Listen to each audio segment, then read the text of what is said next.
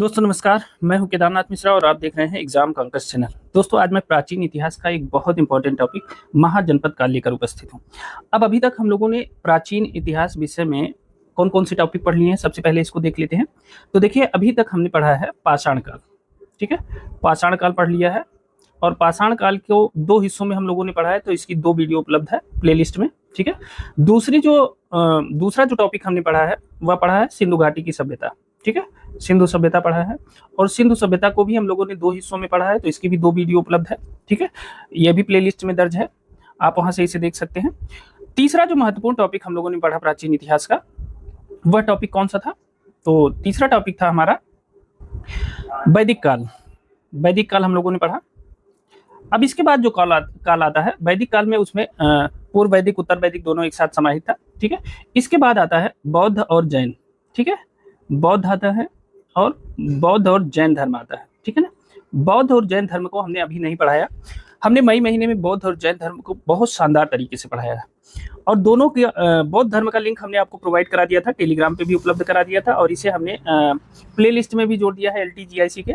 लेकिन जैन धर्म की प्लेलिस्ट में आपकी अभी उपस्थिति नहीं है, तो जैन धर्म को मैं प्लेलिस्ट में जोड़ दे रहा हूं और इसका जो लिंक है वो भी मैं टेलीग्राम पे आपको प्रोवाइड करा दे रहा हूं। बौद्ध और जैन धर्म कंप्लीट है और इससे बेहतर आपको बौद्ध धर्म जैन धर्म कहीं नहीं मिलेगा।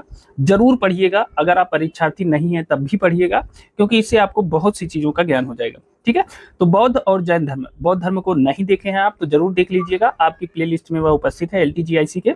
और जैन धर्म को अभी मैं टेलीग्राम पे इसकी वीडियो की लिंक प्रोवाइड करा दूंगा और इसे प्लेलिस्ट में भी ऐड कर दूंगा, तो बौद्ध और जैन धर्म हो जाएगा आपका। ठीक है, तो पाषाण काल, सैंधव सभ्यता, वैदिक और बौद्ध और जैन धर्म आपका हो गया है। अगला जो महत्वपूर्ण टॉपिक है जो आपकी परीक्षा के लिए बहुत उपयोगी भी है, वह है महाजनपद काल, और यहाँ से कई बार कई सारे प्रश्न पूछे जाते हैं। ठीक है ना, तो आज हम लोग महाजनपद काल पढ़ेंगे। एक चीज ध्यान रखिएगा, जो विषय की पढ़ाई होती है और जो GS की पढ़ाई होती है उन दोनों में अंतर होता है। विषय की पढ़ाई में आपको बहुत गहराई में जाके पढ़ना पड़ता है, लेकिन GS की पढ़ाई में क्या होता है कि सामान्य चीजें आपको जानना जरूरी होता है जो आपकी परीक्षा में पूछा जाए। चूंकि आपकी परीक्षा विषय की परीक्षा है और उसमें GS सब्स्टिट्यूट रूप में है, तो आपको GS उतना ही पढ़ना है जितने से आप 20, 22, 23 प्रश्न कर ले जाए। ठीक है, तो उतनी चीजें आप पढ़ते चलिए, दोहराते चलिए। एक चीज और, जो हमने विजय पथ सीरीज शुरू किया है, वह किसके लिए किया है? वह आप ही के लिए शुरू किया है, विजय पथ सीरीज। और इसका उद्देश्य क्या था कि जैसे RO की परीक्षा में वन लाइनर क्वेश्चन पूछ लिए गए थे, वैसे ही अगर आयोग आपकी परीक्षा में वन लाइनर क्वेश्चन पूछ ले तो एक भी प्रश्न ऐसा ना हो जो आप पढ़े ना हो।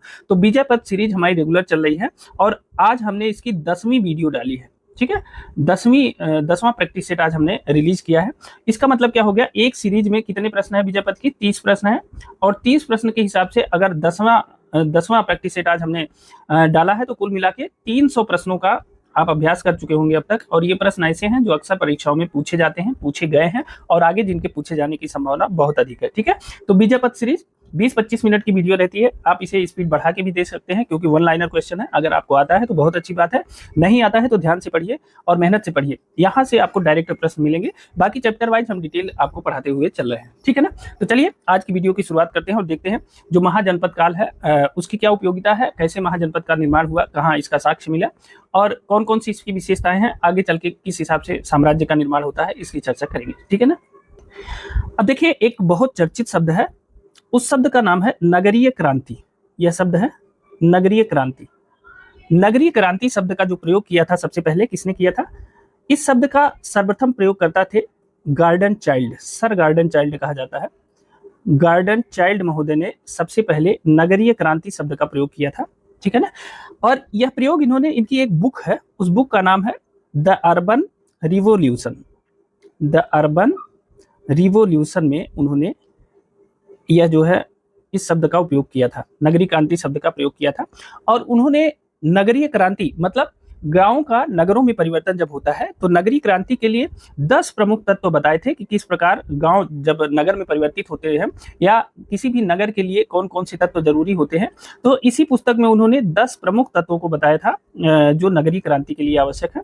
और वो 10 प्रमुख तत्व कौन कौन से थे? तो एक था शासक वर्ग का उदय, दूसरा धर्म का प्रचलन एवं धार्मिक इमारतों का अस्तित्व, तीसरा था मुद्रा का प्रचलन होना चाहिए, चौथा था व्यापार वाणिज्य का विकास होना चाहिए, पांचवा लेखन कला का ज्ञान होना चाहिए, छठवां सुव्यवस्थित कर व्यवस्था हो जिससे अधिशेष उत्पादन शासक वर्ग के हाथों में पहुंचता रहे। इस प्रकार से कुल मिला के 10 10 ऐसे तत्वों को बताया उन्होंने जिससे नगरीय क्रांति होती है। अब आप सोच रहे हैं कि नगरीय क्रांति की चर्चा आप क्यों कर रहे हैं? देखिए, जो मगध का उत्कर्ष है उसे द्वितीय नगरीय क्रांति के नाम से जाना जाता है। ठीक है, मगध का उत्कर्ष, मगध का जो उत्कर्ष है वह द्वितीय नगरीय क्रांति के रूप में जाना जाता है, द्वितीय नगरीय क्रांति। ठीक है, तो अगर अब आपके मन में यह विचार हुआ, उत्पन्न होगा कि मगध का उत्कर्ष द्वितीय नगरीय क्रांति थी, तो प्रथम नगरीय क्रांति कब हुई थी? प्रथम नगरीय क्रांति कब हुई थी? यह विचार मन में स्वाभाविक है, उठना भी चाहिए। अब देखिए, भारत में जो प्रथम नगरीय क्रांति मानी जाती है वह मानी जाती है सिंधु घाटी की सभ्यता। ठीक है, सिंधु घाटी की सभ्यता, यह जो है भारत की प्रथम नगरीय क्रांति मानी जाती है, और इसका जो काल है वह लगभग 2500 बीसी या ईसा पूर्व है। ठीक है, तो प्रथम नगरीय क्रांति 2500 ईसा पूर्व के आसपास आई थी सिंधु घाटी सभ्यता में। अब देखिए, एक नगर बने रहने के लिए सिंधु घाटी सभ्यता के पास पर्याप्त तत्व मौजूद थे। जैसे आप जानते हैं कि सिंधु घाटी सभ्यता एक नगरीय सभ्यता थी। ठीक है, यह तो जानते ही हैं, यह हमने आपको बताया है।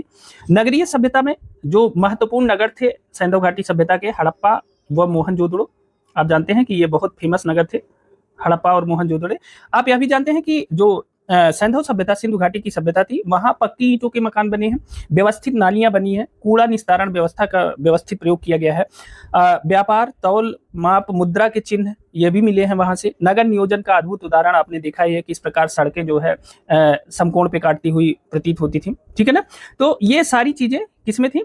ये सारी चीजें प्रथम नगरीय, जो देखिए 10 चीजों का उन्होंने 10 तत्वों को बताया था एक नगर बने रहने के लिए, और ये लगभग सभी चीजें सिंधु घाटी सभ्यता में मिलती है। ठीक है ना, तो इसलिए जो पहली नगरीय क्रांति मानी जाती है वह सिंधु घाटी की सभ्यता को भारत में माना जाता है। 2500 ईसा पूर्व यह हुआ था। ठीक है ना, यह नगरीय क्रांति हुई थी। अब आ जाते हैं द्वितीय नगरीय क्रांति। द्वितीय नगरीय क्रांति कब से मानी जाती है? तो द्वितीय नगरीय क्रांति यह मानी जाती है 600 बीसी से। ठीक है, 600 ईसा पूर्व से द्वितीय नगरीय क्रांति मानी जाती है। ठीक है ना, कब से मानी जाती है? 600 ईसा पूर्व से। ठीक है, और यह द्वितीय नगरीय क्रांति हुई कहाँ? इसका क्षेत्र क्या था? तो इसका क्षेत्र था उत्तर भारत। ठीक है, उत्तर भारत, या अगर इसे और संक्षिप्त में कहें तो आप गंगा घाटी कह सकते हैं। उत्तर भारत या गंगा घाटी में द्वितीय नगरीय क्रांति हुई। ठीक है ना, अब इसमें क्या हुआ? इसमें महाजनपद और जनपद काल में नगरों का उदय हुआ। बड़े बड़े नगर जैसे पाटलिपुत्र, वैशाली, वाराणसी, उज्जैन। ठीक है ना, अब देखिए 6ठी शताब्दी में जो प्रमुख नगर थे उनकी बात करते हैं, जो बुद्ध काल में नगरों का तेजी से उदय हुआ। और प्रारंभिक बौद्ध साहित्य में जो नगर मिलते हैं, देखिए बौद्ध साहित्य में 6 प्रमुख नगर मिलते हैं। ठीक है, बौद्ध साहित्य में 6 प्रमुख नगरों का उल्लेख है। 6 प्रमुख नगरों का उल्लेख है। अब ये 6 प्रमुख नगर बौद्ध साहित्य में कौन कौन से थे जिनका उल्लेख है? तो देखिए, एक था चंपा। ठीक है, इनके बारे में चर्चा करेंगे। दूसरा जो प्रमुख नगर था वह था राजगृह। ठीक है, राजगृह। तीसरा प्रमुख नगर था श्रावस्ती। चौथा जो प्रमुख नगर था वह था साकेत। पांचवा जो नगर था प्रमुख वह था कौशाम्बी। और छठवां जो प्रमुख नगर था वह था वाराणसी। ठीक है, तो इस प्रकार 6 प्रमुख नगरों की चर्चा मिलती है बौद्ध साहित्य में। ठीक है, तो इस प्रकार नगरों का निर्माण हुआ और धीरे धीरे यही जनपद से महाजनपद बना। देखिए, सबसे पहले जो प्रशासनिक व्यवस्था थी, सबसे पहले जन था। जन धीरे धीरे बड़ा होके क्या हो गया? जनपद में कन्वर्ट हो गया, और यही जनपद आगे और बड़ा होके महाजनपद में बदल गया, और यही महाजनपद आगे चल करके, यही तमाम महाजनपद मिलकर आगे साम्राज्य का निर्माण करते हैं और मगध का उत्कर्ष होता है। ठीक है, अब देखिए यहाँ एक बहुत महत्वपूर्ण प्रश्न उठता है कि किस प्रकार मगध साम्राज्य का उत्कर्ष हुआ, या साम्राज्य की अवधारणा किस प्रकार से अस्तित्व में आई। तो आप जानते हैं कि उत्तर वैदिक काल का एक सबसे बड़ा जो आविष्कार था वह था लोहे का आविष्कार। ठीक है, लोहे का आविष्कार, और लोहे के आविष्कार ने लोगों के जनजीवन में बहुत बड़ा परिवर्तन कर दिया। जैसे झा श्रीमाली ने अपनी पुस्तक में लिखा है कि लोहे की तेज धार ने धरती का सीना चीरा, और जिससे अधिशेष उत्पादन बढ़ा। लोगों के जनजीवन में बहुत बड़ा परिवर्तन हो गया, और इससे क्या हुआ? उनमें अस्थायी जीवन यापन की प्रवृत्ति सुदृढ़ हो गई। कृषि बढ़ा, उद्योग बढ़ा, व्यापार वाणिज्य आदि के विकास में लोहे ने बहुत बड़ा योगदान किया। और जब कृषि, वाणिज्य और चीजों का विकास हुआ, अधिशेष उत्पादन बढ़ गया। अधिशेष का मतलब जितना आप यूज कर लेते हैं उसके बाद जो बचता है उसे कहते हैं अधिशेष। अधिशेष उत्पादन बढ़ गया। अब जब अधिशेष उत्पादन बढ़ गया और आपके जेब में कुछ अधिशेष है, चाहे वो रुपया है, चाहे वो पैसा है, चाहे वो अनाज है, तो इसी अधिशेष के लिए युद्ध शुरू होता है। ठीक है ना, अधिशेष के लिए क्या होता है? युद्ध शुरू होता है। और जब युद्ध होगा अधिशेष के लिए, तो युद्ध के लिए सेना चाहिए। ठीक है, सेना चाहिए, और सेना के लिए फिर जो अन्य संसाधन चाहिए, हथियार चाहिए, हथियार, और वो हथियार कहाँ से मिलेंगे, इसी लोहे से मिलेंगे। और लोहा अगर इतना महत्वपूर्ण हो गया तो लोहे की खानें जहां थी, लोहे की खानें जहां थी, इसका मतलब वो सबसे समृद्ध राज्य था, तो सबसे समृद्ध महाजनपद था या जनपद था। तो इस लोहे की खानों पर कब्जा करने के लिए भी युद्ध होगा। तो क्या होगा, तो चूंकि लोहे की खान अपने हाथ लग जाएगी तो लोहे के हथियार बनाए जा सकते हैं, अन्य चीजों का निर्माण किया जा सकता है। इस प्रकार धीरे धीरे राज्य की अवधारणा आई और साम्राज्य का उदय होता है, मगध साम्राज्य का। ठीक है, इस लड़ाई में मगध साम्राज्य सबसे आगे निकलता है और एक मगध साम्राज्य की स्थापना होती है। ये मोटे मोटा चीजें हमने आपको बता दिया। अब देखिए बात आती है महाजनपद की। तो जनपद से महाजनपदों का निर्माण होता है 6ठी शताब्दी ईसा पूर्व में। अब ये महाजनपदों का उल्लेख कहाँ मिलता है, यहां से प्रश्न पूछे जाते हैं। कौन कौन से महाजनपद थे, यहां से प्रश्न पूछे जाते हैं। और एक सबसे बड़ी चीज, किस महाजनपद की राजधानी कहाँ थी, हर बार यहां से प्रश्न पूछे जाते हैं। उनकी वर्तमान एरिया कहाँ थी, जो प्राचीन में वो महाजनपद वहां उपस्थित थे, तो उनकी वर्तमान लोकेशन क्या थी, यह प्रश्न आपसे हर परीक्षा में पूछा जाता है। तो हम लोग महाजनपद के बारे में पढ़ते हुए चलेंगे और देखते हुए चलेंगे कौन कौन से महाजनपद थे और उनके जो है उनकी राजधानियां कहाँ थी, उनकी विशेषताएं क्या थी। ठीक है ना। अब देखिए इस टॉपिक से जैसे ही प्रश्न पूछा जाता है, सबसे पहले यह पूछा जाता है कि जो 16 महाजनपद की बात आप कर रहे हैं, जो महाजनपदों की बात कर रहे हैं, उसका साक्ष्य कहाँ मिलता है, उसका सर्वप्रथम उल्लेख कहाँ मिलता है। तो सबसे पहले इसकी चर्चा करेंगे। देखिए एक बौद्ध ग्रंथ है, उसका नाम है अंगुत्तर निकाय।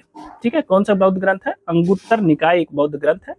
और अंगुत्तर निकाय में कहा गया है कि गौतम बुद्ध के जन्म से पूर्व प्राचीन भारत 16 बड़े राज्यों में विभाजित था और यही 16 बड़े राज्यों को महाजनपद कहा गया। अब देखिए अंगुत्तर निकाय में जो राज्यों की सूची दी गई है उसमें 2 प्रकार के राज्य हैं। ठीक है, कौन कौन से, उसमें एक प्रकार के राज्य हैं जिन्हें राजतंत्र कहा गया है।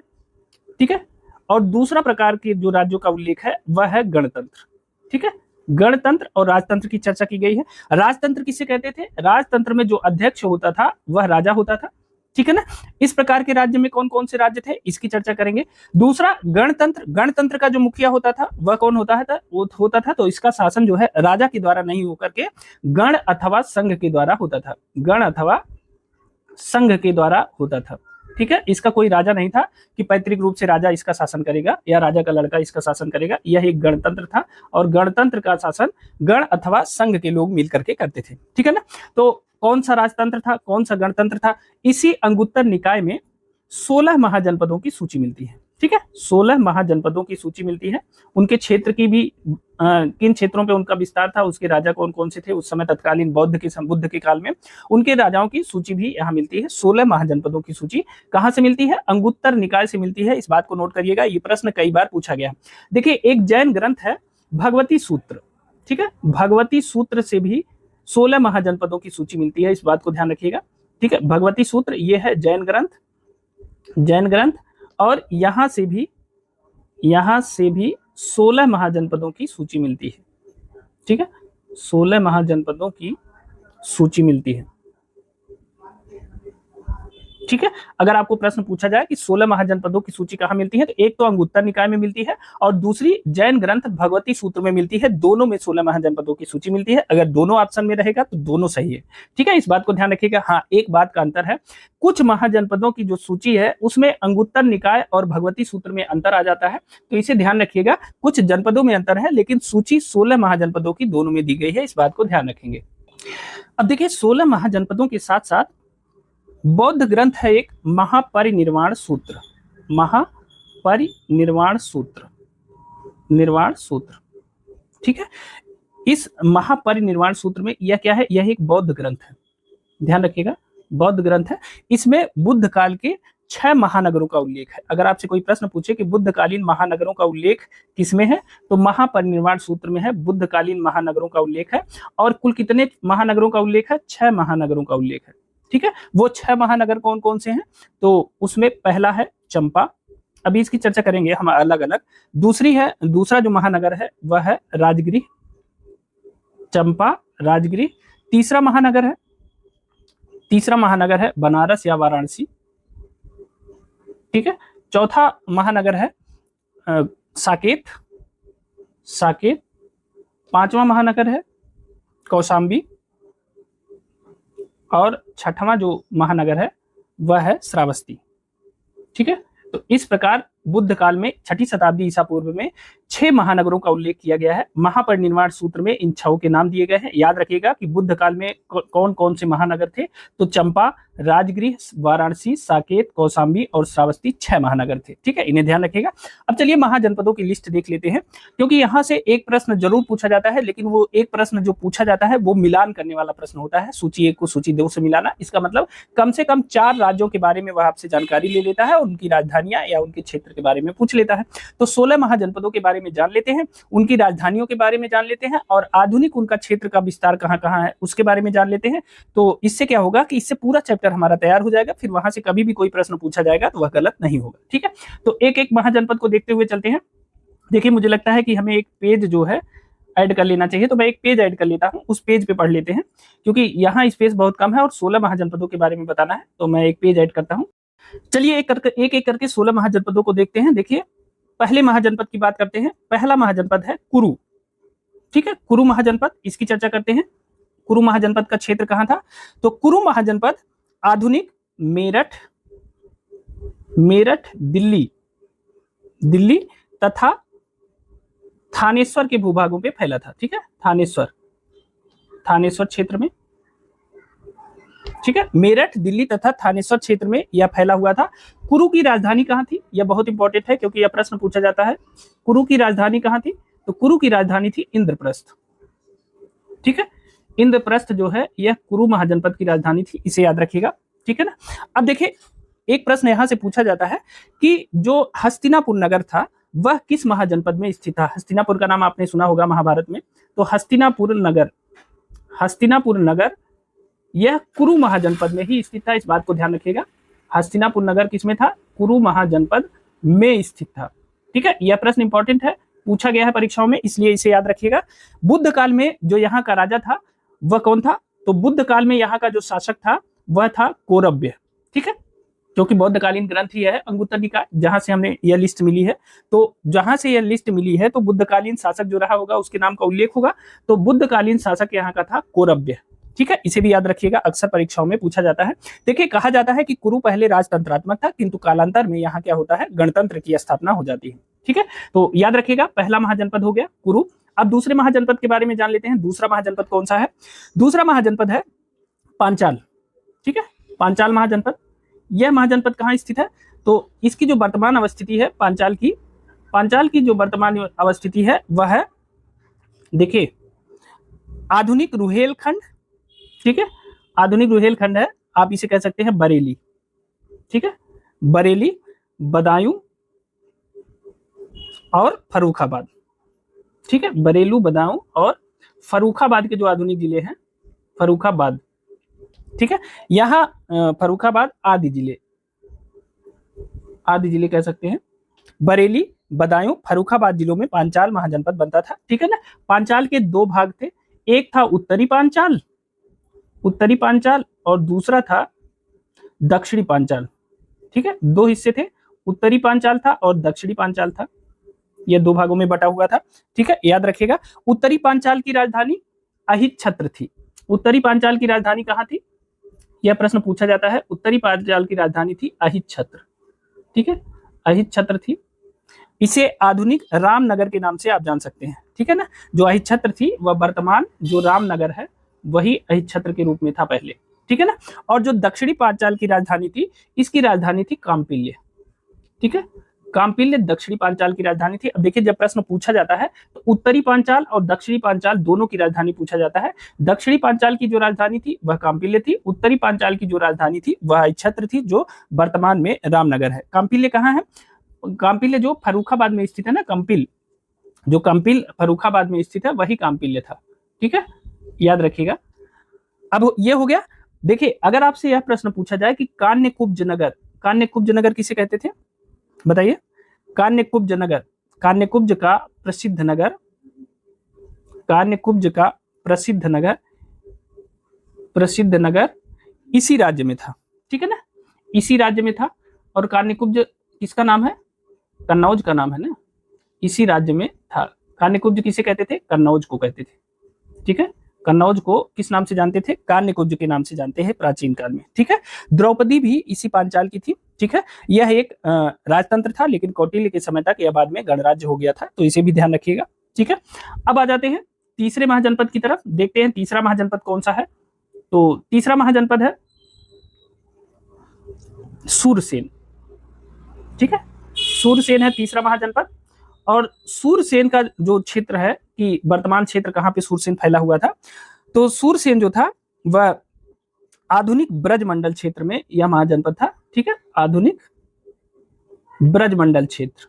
यह प्रश्न पूछा जाता है कि आधुनिक ब्रजमंडल क्षेत्र में कौन सा महाजनपद विस्तृत था, तो आधुनिक ब्रजमंडल क्षेत्र में सूरसेन महाजनपद विस्तृत था, इस बात को ध्यान रखेंगे। ठीक है ना, आधुनिक ब्रजमंडल क्षेत्र में यह फैला हुआ था। इसकी राजधानी कहाँ थी, क्योंकि राजधानी जरूर पूछा जाता है। इसकी राजधानी थी मथुरा।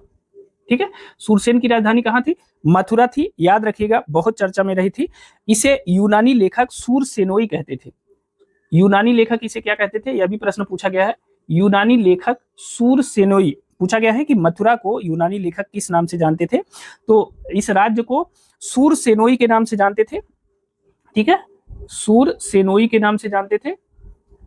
और इसकी जो राजधानी मथुरा थी, इसको मेथोरा के नाम से जानते थे। ठीक है, मथुरा को किसके नाम से जानते थे? मेथोरा, मेथोरा के नाम से जानते थे यूनानी लेखक। ठीक है ना, अगर आपसे पूछे कि बौद्ध काल में यहाँ का शासक कौन था, तो बौद्ध काल में यहाँ का शासक था अवंतीपुत्र। ठीक है, कौन था? अवंतीपुत्र। ठीक है, 3 हो गए महाजनपद। चलिए अब अगले महाजनपद के बारे में देख लेते हैं। आज का जो हमारा चौथा महाजनपद है 16 महाजनपदों में से, उसका नाम है वत्स। वत्स महाजनपद है।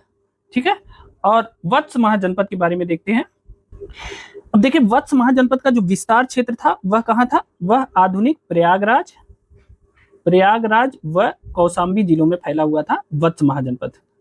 ठीक है ना, प्रयागराज और कौशाम्बी जिलों में वत्स महाजनपद फैला हुआ था, इस बात को ध्यान रखिएगा। कभी कभी इसके कौशाम्बी की स्थापना के संबंध में कहा जाता है कि एक प्रश्न पूछा भी गया है कि कौशाम्बी की स्थापना किसने किया था, तो विष्णु पुराण से पता चलता है कि हस्तिनापुर के शासक थे।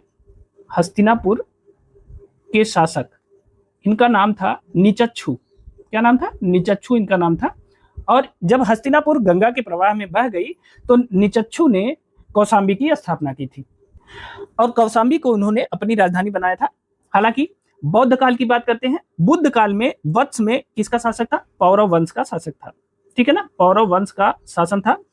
ठीक है, बुद्ध काल में। और यहाँ का जो शासक था वो बहुत चर्चित शासक था। आप जानते हैं कौन? यहाँ का शासक था उदयन। इनके प्रेम प्रसंग जो है बहुत चर्चा में रहे। उदयन ने अवंती के राजा चंडप्रद्योत, क्या नाम था? अवंती के एक शासक थे, अवंती के शासक,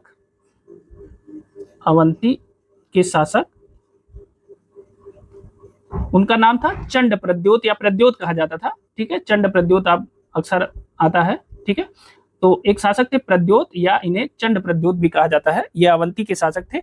इनकी एक पुत्री थी जिनका नाम था वासवदत्ता। और वत्स, नरेश, उदयन और वासवदत्ता की प्रेम कहानियां जो है उस समय बहुत चर्चा में थी। बाद में उदयन ने वासवदत्ता का अपहरण किया, उसे अपनी राजधानी कौशाम्बी ले गए और वहां उन्होंने उनसे विवाह कर लिया। ठीक है ना, और विवाह करने के बाद जो है धीरे धीरे, अब जानते हैं भाग के शादी करने के बाद धीरे धीरे माता पिता क्या करेंगे, बाद में ऐसा मतलब मिलता है कि प्रद्योत ने भी इस विवाह को अनुमति दिया और मैत्री संबंध स्थापित कर लिया उनके साथ। ठीक है, इसकी चर्चा खैर बाद में की जाएगी। एक खास बात यह था कि महाकवि भास ने इन पर एक ग्रंथ की रचना की जिसका नाम था स्वप्न वासवदत्तम। ठीक है, भास ने एक महाकाव्य की रचना की जिसका नाम था स्वप्न वासवदत्तम। ठीक है, वासवदत्तम। और ये जो स्वप्न वासवदत्तम है, यह जो कथा है, यह कहा जाता है कि यह वत्स, नरेश, उदयन और अवंती के शासक चंड प्रद्योत की पुत्री वासवदत्ता की प्रेम कहानी के बारे में ही इसका वर्णन किया गया है। ठीक है, तो आप जानते हैं कि जिनके प्रेम पे ग्रंथ लिखा गया है तो वह शासक हल्का फुल्का नहीं होगा, इसलिए इसे ध्यान रखिएगा, इंपॉर्टेंट है। एक प्रश्न और यहाँ से पूछा जाता है कि वत्स, नरेश, उदयन को किसने बौद्ध धर्म में दीक्षित किया? ठीक है, बौद्ध धर्म में किसने दीक्षित किया, यह प्रश्न पूछा जाता है यहाँ से। तो बौद्ध धर्म में दीक्षित किया एक बौद्ध भिक्षुक थे जिनका नाम था पिंडोला। ठीक है, पिंडोला ने वत्स नरेश उदयन को बौद्ध धर्म में दीक्षित कर लिया था, इस बात को ध्यान रखिएगा। देखिए कौशाम्बी प्रसिद्ध व्यापारिक नगर था। कौशाम्बी में हाल ही में जो उत्खनन कार्य हुआ है उससे उदयन का विशाल राजा प्रसाद भी मिला है, इस बात को भी ध्यान रखेंगे। ठीक है, तो वत्स एक बहुत इंपॉर्टेंट महाजनपद था। अब चलते हैं अगले महाजनपद की तरफ और देखते हैं पांचवा महाजनपद जो महत्वपूर्ण है वह कौन सा था। देखिए पांचवा महाजनपद था कौशल। कौशल महाजनपद, कौशल कहाँ फैला हुआ था, तो आप इसे कह सकते हैं कि पूरी तरह से यह अवध क्षेत्र में फैला हुआ था।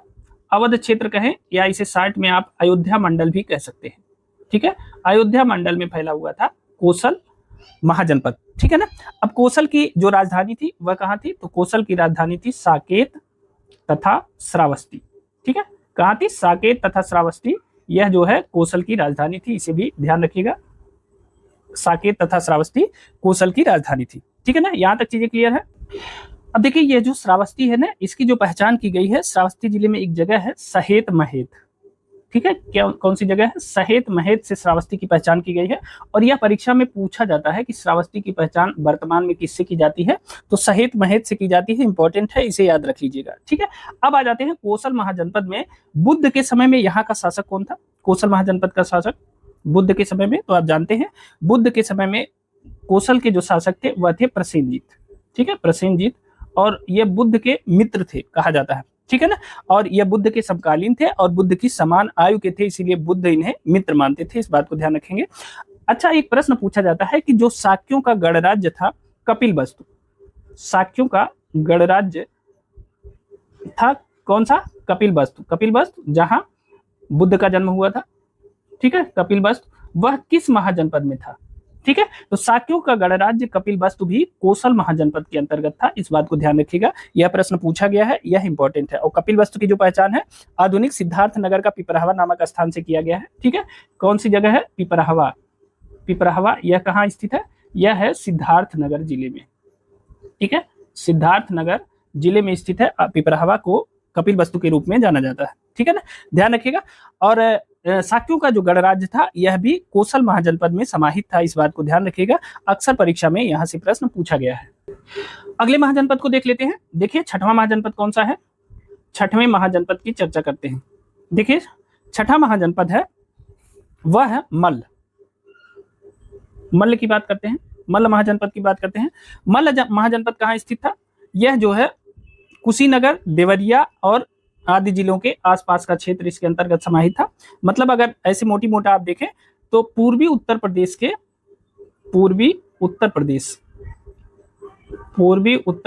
के देवरिया जिले में मल्ल महाजनपद था। ठीक है, मल्ल महाजनपद था, याद रखिएगा। प्रश्न पूछा जाता है, क्षेत्र भी पूछा जाता है। तो कुशीनगर जिले के पूर्वी उत्तर प्रदेश के देवरिया जिले में मल्ल महाजनपद था, और वास्तव में कुशीनगर, देवरिया आदि के आसपास के जिलों में यह फैला हुआ था, याद रखिएगा।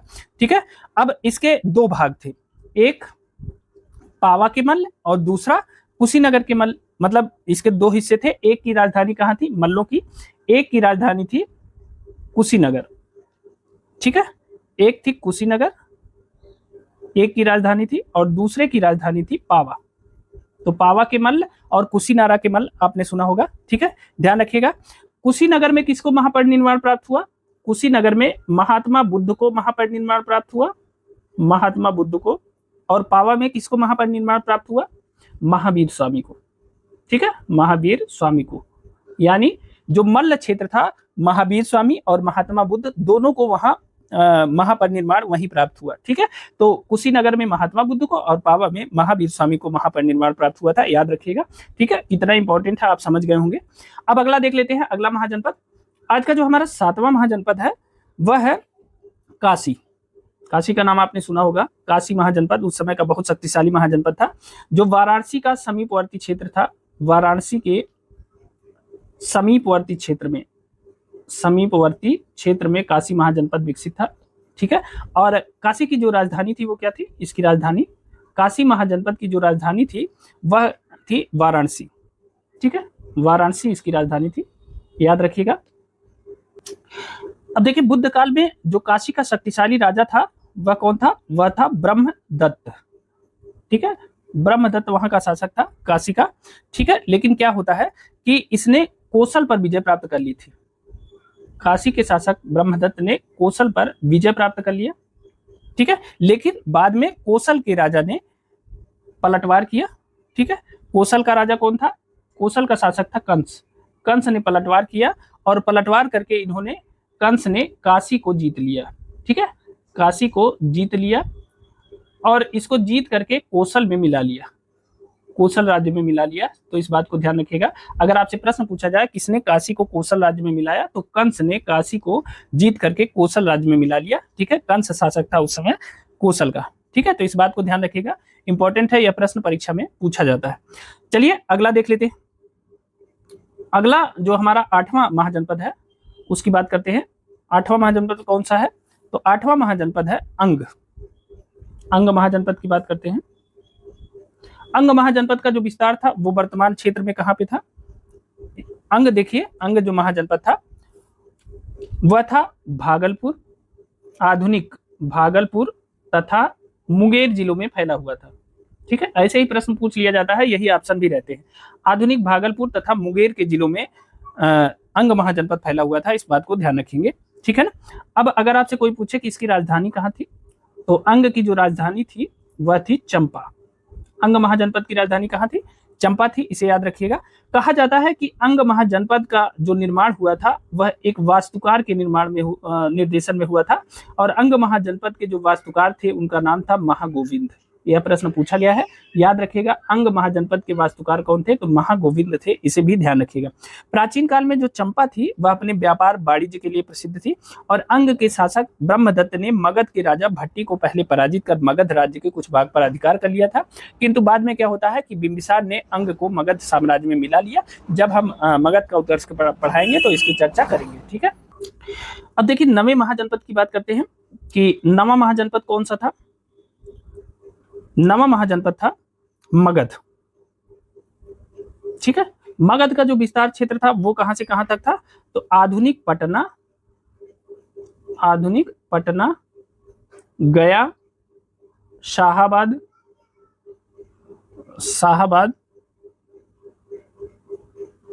आदि के हिस्सों पर मगध साम्राज्य का विस्तार हुआ था, ठीक है ना, ध्यान रखिएगा। और इसकी जो राजधानी थी, बौद्ध ग्रंथों में, पाली ग्रंथों में इसकी जो राजधानी है वह गिरिब्रज दी गई है।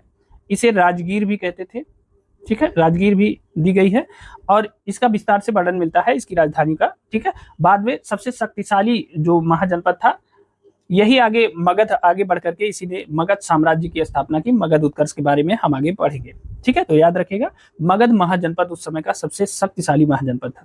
आधुनिक पटना, गया और शाहाबाद के जिले इसमें शामिल थे, ठीक है। अब देखिए 10वां महाजनपद देखते हैं। 10वां महाजनपद कौन सा है?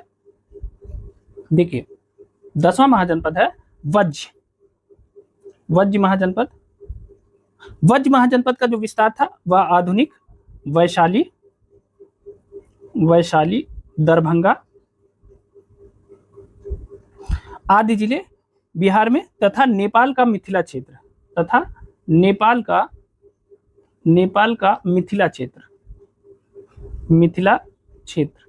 यह वज्ज महाजनपद में शामिल था, इसे याद रखिएगा, ठीक है ना। और यह जो है, जो वज्ज महाजनपद था, इसकी खास बात, यह कुल 8 कुलों का संघ था। किसका संघ था? 8 कुलों का संघ था। इसके बारे में हम लोग चर्चा करेंगे। वज्ज जो महाजनपद था वह कुल 8 कुलों का संघ था, इस बात को ध्यान रखिएगा, ठीक है ना। इसी में लिच्छवी कुल शामिल था। क्या था? लिच्छवी कुल इसी में शामिल था, ठीक है, याद रखिएगा। लिच्छवी कुल किसमें शामिल था? इसी वज्ज संघ में शामिल था। इसकी चर्चा हम आगे करेंगे कि दुनिया का प्राचीनतम गणतंत्र जो है लिच्छवियों ने स्थापित किया था, ठीक है, इसकी बात किया जाएगा आगे। अब आ जाते हैं 11वें महाजनपद की तरफ। 11वां महाजनपद कौन सा है उसकी चर्चा कर लेते हैं। तो देखिए 11वां महाजनपद है हमारा चेदी महाजनपद है और इसका जो विस्तार है वह बुंदेलखंड क्षेत्र का पूर्वी भाग है, ठीक है। कहाँ विस्तार था? बुंदेलखंड क्षेत्र का पूर्वी विस्तार, ठीक है, पूर्वी भाग है या उसके निकटवर्ती क्षेत्र, ठीक है। चेदी महाजनपद बुंदेलखंड क्षेत्र का पूर्वी भाग और उसका निकटवर्ती क्षेत्र पे फैला हुआ था, ठीक है। इसकी राजधानी कहाँ थी? इसकी राजधानी बताइए कहाँ थी? तो इसकी राजधानी थी, चेदी की जो राजधानी थी वह थी सोथिवती। ठीक है, कहाँ थी? सोथिवती। यह प्रश्न बहुत परीक्षा में पूछा गया है। चेदी वंश की राजधानी कहाँ थी? सोथिवती। एक प्रश्न पूछा जाता है, कौन सा एकमात्र महाजनपद है जो बुंदेलखंड क्षेत्र पर फैला हुआ था? तो वह चेदी महाजनपद है, इसे याद रखिएगा। अच्छा, एक चीज बताइए, वज्र संघ का हमने आपको बताया नहीं कि वज्र संघ की जो राजधानी थी वो कहाँ थी? इसकी राजधानी थी वैशाली। ठीक है, वैशाली इसकी राजधानी थी वज्र संघ की। और चेदी वंश की जो राजधानी थी चेदी महाजनपद की वह है सोथिवती, इसे ध्यान रखिएगा। अब देखिए, सोथिवती को सुक्तिमती के नाम से भी जानते हैं, इसे भी ध्यान रखिएगा, परीक्षाओं में पूछा गया है। सुक्तिमती के नाम से भी सोथिवती को जानते हैं। और यह बुंदेलखंड क्षेत्र पर फैला एकमात्र महाजनपद था, इसलिए परीक्षाओं में यहाँ से प्रश्न पूछ लिए जाते हैं, इंपॉर्टेंट है, इसे याद रखिएगा। ठीक है, अब आ जाते हैं 12वें महाजनपद की तरफ। देखते हैं हमारा 12वां महाजनपद आज का कौन सा है। तो देखिए, 12वां महाजनपद है मत्स्य महाजनपद। यह 12वां महाजनपद है।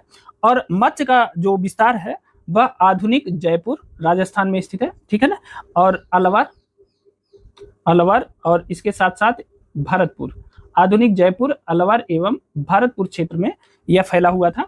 और मत्स्य की राजधानी जो थी वो कहाँ थी? इसकी राजधानी, मत्स्य महाजनपद की इसकी राजधानी थी विराटनगर। ठीक है, विराटनगर। और यह प्रश्न बहुत बार पूछा गया है कि राजस्थान के क्षेत्रों पर विस्तार करने वाला जो महाजनपद था वह कौन था?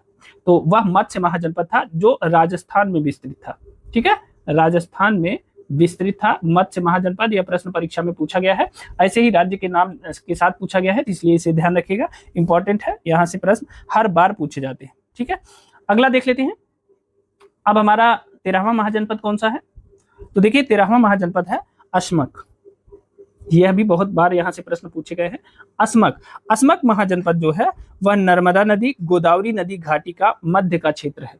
ठीक है, अस्मक कहाँ स्थित है? अस्मक गोदावरी, आंध्र प्रदेश, गोदावरी नदी घाटी।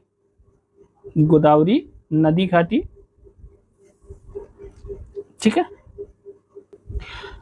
और नर्मदा नदी के क्षेत्र में फैला हुआ है। गोदावरी नदी घाटी और नर्मदा नदी क्षेत्र में फैला हुआ है, इस बात को ध्यान रखिएगा।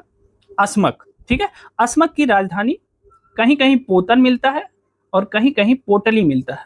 ठीक है, तो पोतन या पोटली जो भी मिले, पोटिल या पोतली, तो यही अस्मक की राजधानी थी। ठीक है ना। अब देखिए, यहां से जो प्रश्न पूछा जाता है, एक प्रश्न यह पूछ लिया जाता है कि महाजनपदों में से कौन सा एकमात्र महाजनपद है जो दक्षिण भारत में स्थित था? एकमात्र महाजनपद जो दक्षिण भारत में स्थित था, यह प्रश्न पूछा जाता है, दक्षिण भारत में स्थित था। दूसरा प्रश्न यहीं से बनता है, एकमात्र महाजनपद जो गोदावरी नदी घाटी में स्थित था, गोदावरी नदी घाटी में स्थित था। ठीक है, तो इन दोनों प्रश्नों का जवाब क्या होगा? इन दोनों प्रश्नों का जवाब है अस्मक महाजनपद।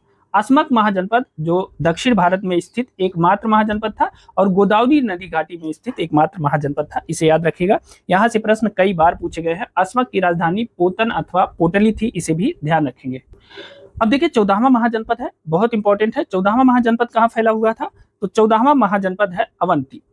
अवंती महाजनपद की बात करते हैं। अवंती महाजनपद का जो विस्तार क्षेत्र था वह पश्चिमी तथा मध्य मालवा क्षेत्र में था। ठीक है, पश्चिमी तथा मध्य मालवा क्षेत्र में इसका विस्तार था। ठीक है, मध्य मालवा क्षेत्र, पश्चिमी तथा मध्य मालवा क्षेत्र में अवंती का विस्तार था। ठीक है, इसकी राजधानी कहाँ थी? इसकी राजधानी, अवंती की राजधानी कहाँ थी? तो अवंती की राजधानी थी उज्जैनी। ठीक है, उज्जैनी थी और तथा माहिष्मती थी। ठीक है, तथा माहिष्मती थी इसकी राजधानी, इसे ध्यान रखिएगा। उज्जैनी तथा माहिष्मती अवंती की राजधानी थी। ठीक है ना। अब देखिए, अवंती के दो हिस्से थे। ठीक है, एक हिस्सा था उत्तरी अवंती, एक हिस्सा था, और दूसरा हिस्सा था दक्षिणी अवंती। ठीक है, उत्तरी अवंती की जो राजधानी थी वह था उज्जैनी। ठीक है, उत्तरी अवंती की राजधानी उज्जैनी थी और दक्षिणी अवंती की राजधानी माहिष्मती थी। जब प्रश्न पूछा जाता है तो यह अंतर करके पूछा जाता है कि उत्तरी अवंती की राजधानी कहाँ थी और दक्षिणी अवंती की राजधानी कहाँ थी। ठीक है, तो उत्तरी अवंती की राजधानी उज्जैनी और दक्षिणी अवंती की राजधानी माहिष्मती थी, इस बात को ध्यान रखिएगा। ठीक है, देखिए, बुद्धकालीन अवंती के जो शासक थे उनका नाम था चंड प्रद्योत। क्या नाम था? चंड प्रद्योत नाम था।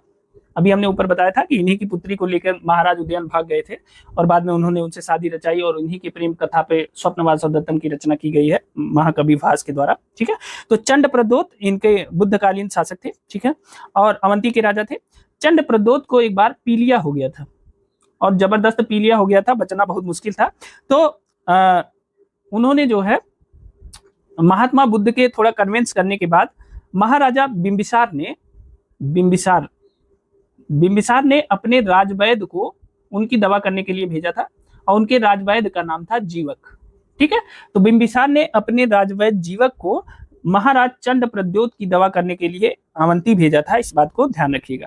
ठीक है ना, और उनको क्या हुआ था, पीलिया हो गया था, जॉइंडिस हुआ था।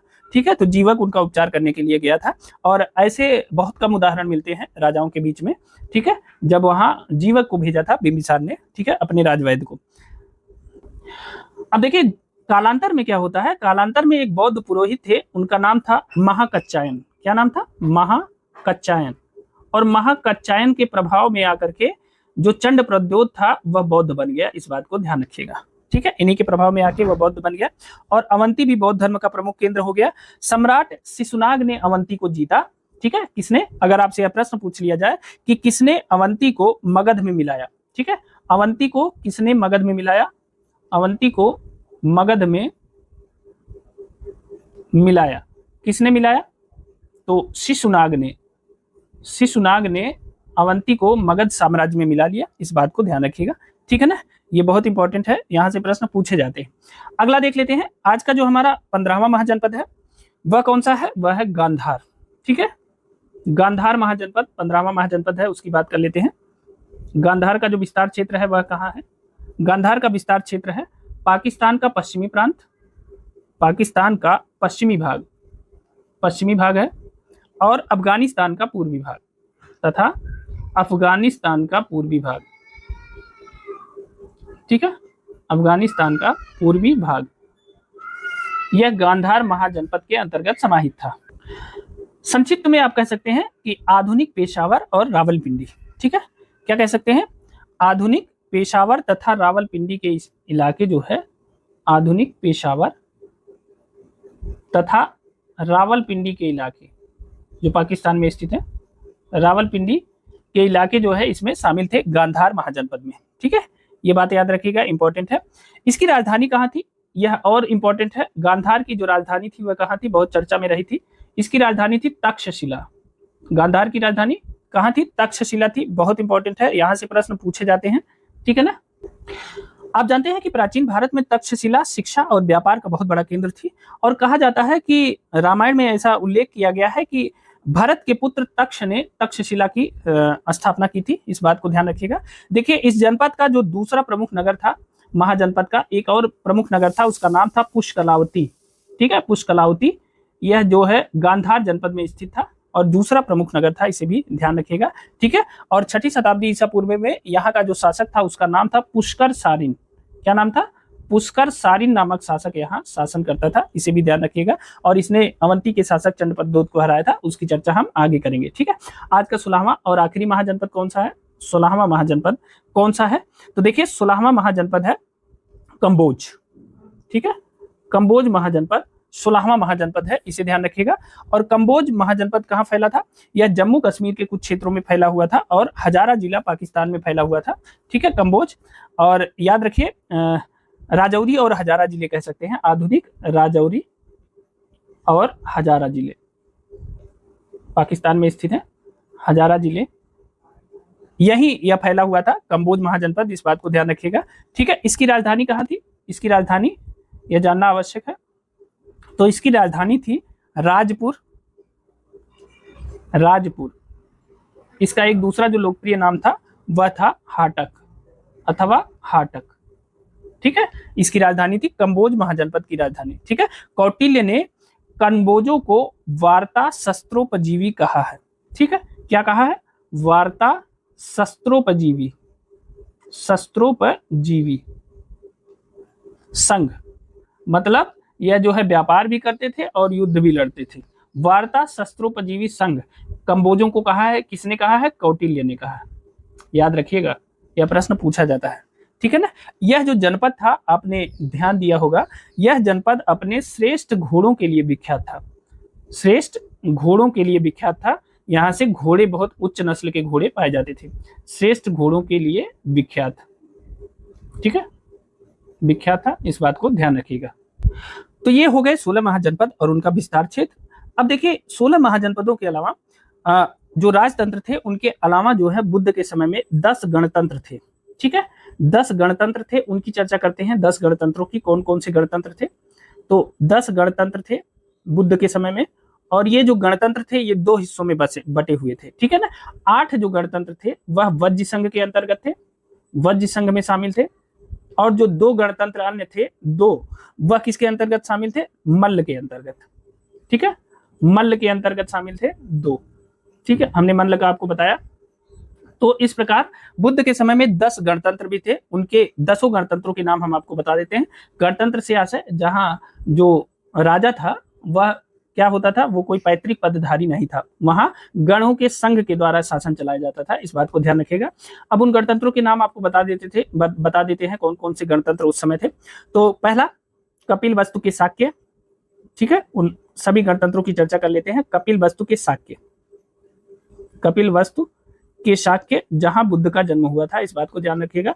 दूसरा जो महत्वपूर्ण गणतंत्र था वह था सुमसुमार गिरी के मग्ग, सुमसुमार गिरी के मग्ग ठीक है।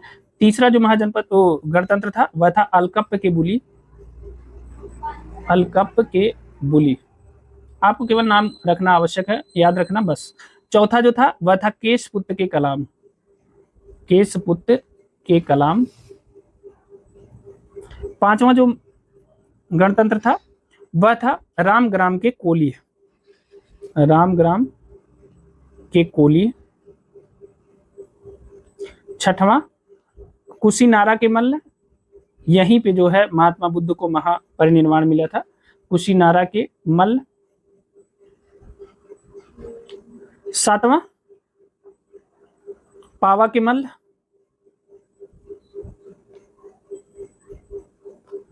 आठवां पिपलिवन के मोरी,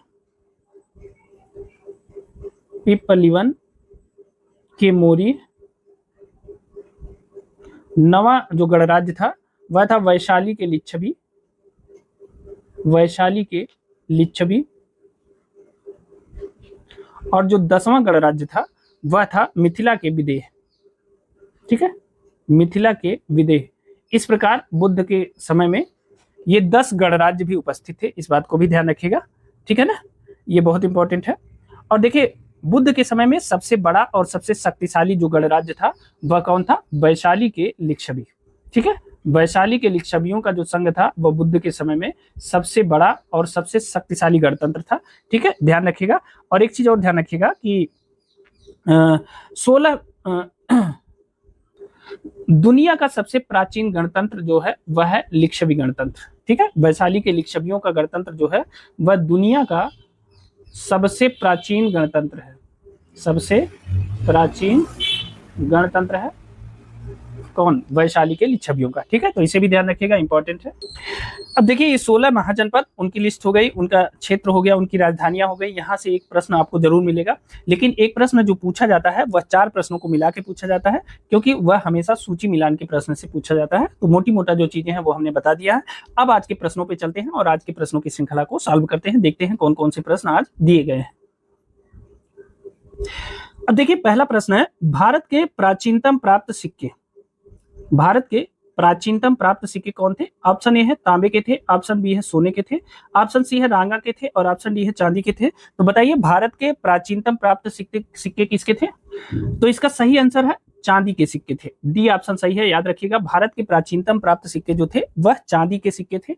इन सिक्कों को कहा जाता है आहत सिक्के। क्या कहा जाता है? आहत सिक्के, या इन्हें पंचमार्क सिक्के कहा जाता है, ठीक है, पंचमार्क सिक्के, ठीक है।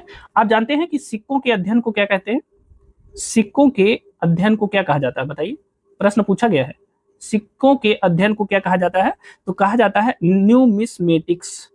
क्या कहा जाता है? न्यूमिस्मेटिक्स, न्यूमिस्मेटिक्स, सिक्कों के अध्ययन को न्यूमिस्मेटिक्स कहा जाता है, इस बात को ध्यान रखिएगा। और जो प्राचीन काल के सिक्के थे, प्राचीनतम सिक्के, वो आहत सिक्के या पंचमार्क सिक्के थे, चांदी के बने हुए थे। इन्हें आहत सिक्के क्यों कहा जाता था?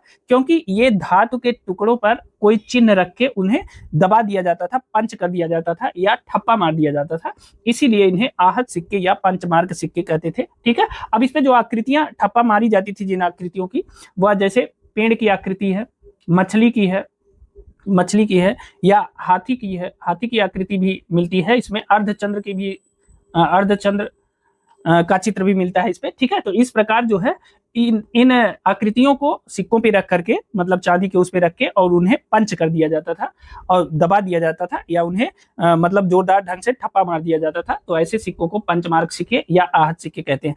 अब बताइए, मान लीजिए कोई धातु है, उस पे किसी भी चीज से अगर जो है ठप्पा मार दिया जाएगा, तो क्या उनका आकार एक जैसा होगा? तो बिल्कुल नहीं। जो आहत सिक्के थे उनका आकार न तो वो पूरी तरह से गोल थे, न तो पूरी तरह से लंबे थे, मतलब वह कई आकार प्रकार में, जिस आकार में वो बन जाते थे उसी आकार में होते थे। यह प्रश्न पूछा जाता है कि जो प्राचीनतम सिक्के थे उनका आकार किस रूप में था? तो वो हर रूप में, गोल, वर्गाकार, गोल तो पूरी तरह से मिलते नहीं थे, वर्गाकार, आयताकार, ठीक है, बेलनाकार, हर तरह के सिक्के प्राप्त हुए हैं, इस बात को ध्यान रखिएगा। ठीक है, आते हैं दूसरे प्रश्न को। अब देखिए, निम्नलिखित में से कौन सा सही सुमेलित नहीं है? देखिए, यही चर्चा हमने किया था, जब भी पूछेगा तो एक साथ 4 महाजनपदों के बारे में पूछेगा, और आप जब एक बार पूरे महाजनपदों को पढ़ लेंगे तो यहां से आने वाले प्रश्न आप कभी गलत नहीं करेंगे। देखिए, कौन सही सुमेलित नहीं है आपको बताना है। तो देखिए, अंग की राजधानी चंपा, अंग की राजधानी चंपा थी, बिल्कुल सही है, यह हमने आपको बताया है। कोसल की राजधानी कहाँ थी? कोसल की राजधानी अहिच्छत्र थी, बताइए। कोसल की राजधानी अहिच्छत्र नहीं थी, कोसल की राजधानी थी श्रावस्ती। ठीक है, श्रावस्ती थी, साकेत थी, साकेत और श्रावस्ती कोसल की राजधानी थी, बल्कि अहिच्छत्र राजधानी नहीं थी। अहिच्छत्र किसकी राजधानी थी? अहिच्छत्र राजधानी थी उत्तरी पांचाल की। ठीक है, उत्तरी पांचाल की राजधानी अहिच्छत्र थी। और दक्षिणी पांचाल की अगर बात करें, दक्षिणी पांचाल की राजधानी कहाँ थी? दक्षिणी पांचाल की राजधानी थी काम्पिल्य, जो आजकल फर्रुखाबाद में स्थित है। ठीक है ना, काम्पिल्य। तो इस प्रकार जो है उत्तरी और दक्षिणी, उत्तरी पंचाल और दक्षिणी पंचाल। वत्स की राजधानी कौशाम्बी थी, बिल्कुल सही है। और मत्स्य की राजधानी विराटनगर थी। यह भी याद रखिएगा कि राजस्थान के क्षेत्रफल पर राजस्थान के क्षेत्र में विस्तृत यह एकमात्र महाजनपद था, मत्स्य महाजनपद, इसे भी ध्यान रखेंगे, इंपॉर्टेंट है। ठीक है ना, अब आ जाते हैं तीसरे प्रश्न पे। आज का जो हमारा तीसरा प्रश्न है, अभिलेखीय साक्ष्य से प्रकट होता है कि नंद राजा के आदेश से एक नहर खोदी गई थी। आपको बताना है कि जो अभिलेखीय साक्ष्य है उससे प्राप्त होता है, किस अभिलेखीय साक्ष्य से प्राप्त होता है कि नंद राजा ने एक नहर खोदी थी और कहां खोदी थी। तो देखिए, ऑप्शन ए है अंग में, ऑप्शन बी है बंग में, ऑप्शन सी है कलिंग में, और ऑप्शन डी है मगध में। तो अभिलेखीय साक्ष्य से नंद राजा के आदेश से जो नहर खोदी गई थी, वह नहर खोदी गई थी कलिंग में। ठीक है, सी ऑप्शन सही है, इसे याद रखिएगा। और कौन सा अभिलेख है जो इसकी चर्चा करता है? तो वह एक अभिलेख है हाथी गुम्फा अभिलेख। कौन सा अभिलेख है? हाथी गुम्फा अभिलेख। और यह अभिलेख किस शासक का है, यह बताइए। तो यह जो है खारवेल का चेदी शासक है, खारवेल। ठीक है, खारवेल का अभिलेख है हाथी गुम्फा अभिलेख, जिसमें यह बताया गया है कि नंद राजा महापद्मनंद, कौन सा नंद राजा था? वह महापद्मनंद। ठीक है, महापद्मनंद ने इसने जो है कलिंग की विजय किया था। और इसी अभिलेख के अनुसार नंद राजा जिनसेन की एक प्रतिमा उठाकर ले गया। देखिए, महापद्मनंद ने किसकी प्रतिमा? एक जिनसेन की प्रतिमा उठाकर ले गया, जैन धर्म के। ठीक है, जिनसेन की प्रतिमा। यह प्रश्न परीक्षा में पूछा जाता है, किसने जिनसेन की प्रतिमा कौन उठाकर ले गया? तो वह पद्मनंद ले गया था। ठीक है, कहां से? कलिंग विजय के दौरान वह महापद्मनंद ले गया था। और उसने एक कलिंग में एक नहर का भी निर्माण कराया, इस बात को ध्यान रखिएगा। ठीक है, कलिंग में एक नहर का निर्माण कराया। अब इस प्रकार देखिए, नहर का भी उल्लेख करने वाला यह एक इंपॉर्टेंट अभिलेख है, जिसमें नहर का उल्लेख मिलता है। ठीक है, नहर का उल्लेख करने वाला प्राचीन अभिलेख। ठीक है, नहर निर्माण का उल्लेख करने वाला प्राचीन अभिलेख कौन सा है? कलिंग, हाथी गुम्फा अभिलेख है, जो कलिंग चेदी शासक खारवेल का है। ठीक है, याद रखिएगा। अब देखिए, खारवेल का जो वंश था वह महामेघवाहन वंश था। ठीक है, महामेघवाहन वंश, और इसे जो है चेदी वंश के नाम से भी जानते हैं, इस बात को भी ध्यान रखिएगा। जहां जैसा आपको मिले ऑप्शन, उस हिसाब से मारिएगा। ठीक है, तो इसी के हाथी गुम्फा अभिलेख में नहर निर्माण के लिए जो है आदेश की बात कही गई है, उसका उल्लेख मिला है। अच्छा, एक प्रश्न पूछा जाता है, उज्जैन का प्राचीन नाम, उज्जैन का प्राचीन नाम पूछा जाता है, कई बार यह परीक्षाओं में पूछा गया है। उज्जैन का प्राचीन नाम क्या है? तो उज्जैन का जो प्राचीन नाम है वो जानते हैं क्या है? उज्जैन का प्राचीन नाम है अवंतिका। ठीक है, उज्जैन का प्राचीन नाम क्या है? अवंतिका है, इसे याद रखिएगा, बहुत इंपॉर्टेंट है। ठीक है, चलिए अगला प्रश्न देख लेते हैं। आज का जो हमारा चौथा प्रश्न है वह है मगध साम्राज्य की राजधानी पाटलिपुत्र के बारे में निम्नलिखित में से कौन सा कथन सत्य है? आपको पाटलिपुत्र के बारे में बताना है, मगध साम्राज्य की जो राजधानी थी उसके बारे में बताना है। तो देखिए ऑप्शन ए है कि पाटलिपुत्र पूरब में गंगा नदी से एवं उत्तर में चंपा नदी से घिरा हुआ था, तो ये गलत है। ठीक है ना, पाटलिपुत्र उत्तर में गंगा नदी से एवं पश्चिम में सोन नदी से घिरा हुआ था, बिल्कुल सही है, बी ऑप्शन सही है। पाटलिपुत्र जो था वह उत्तर में गंगा तथा पश्चिम में सोन नदी से घिरा हुआ स्थल था, इसे याद रखिएगा। ठीक है, अगला देख लेते हैं। आज का जो हमारा पांचवा प्रश्न है वह है निम्नलिखित में से किस राजा ने पाटलिपुत्र बसाया था? अब देखिए यहां से दो प्रश्न बनता है। एक प्रश्न बनता था किसने पाटलिपुत्र बसाया, और दूसरा प्रश्न बनता है किसने पाटलिपुत्र को राजधानी बनाया।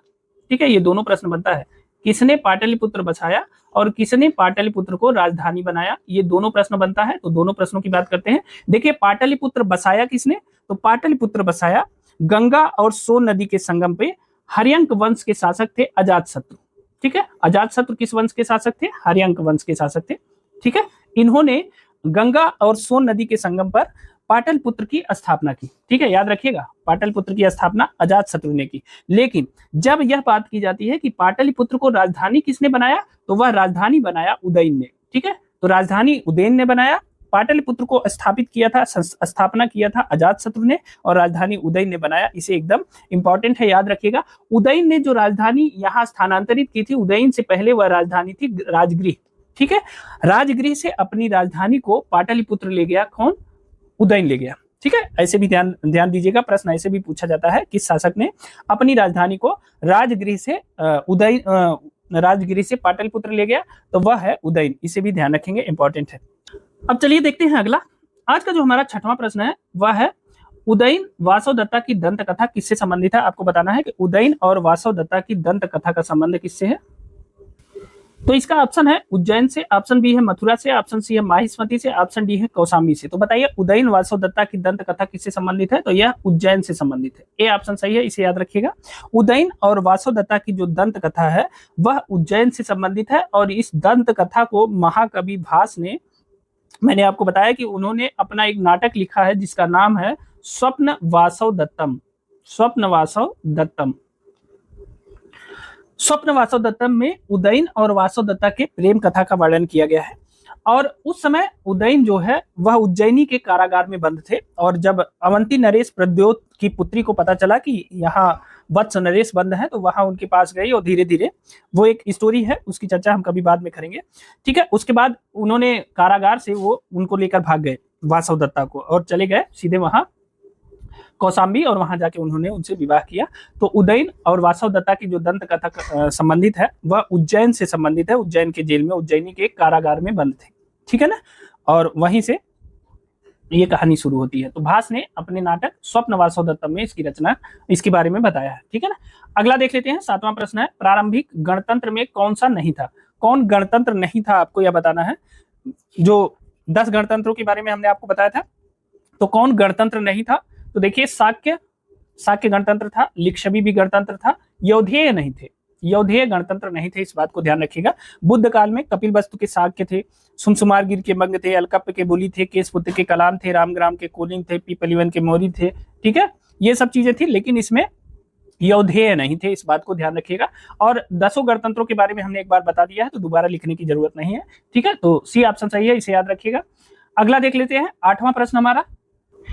अब देखिए अगला प्रश्न है 6वीं शताब्दी ईसा पूर्व के 16 महाजनपदों के विषय में निम्नलिखित में से किस बौद्ध ग्रंथ में सूचना मिलती है?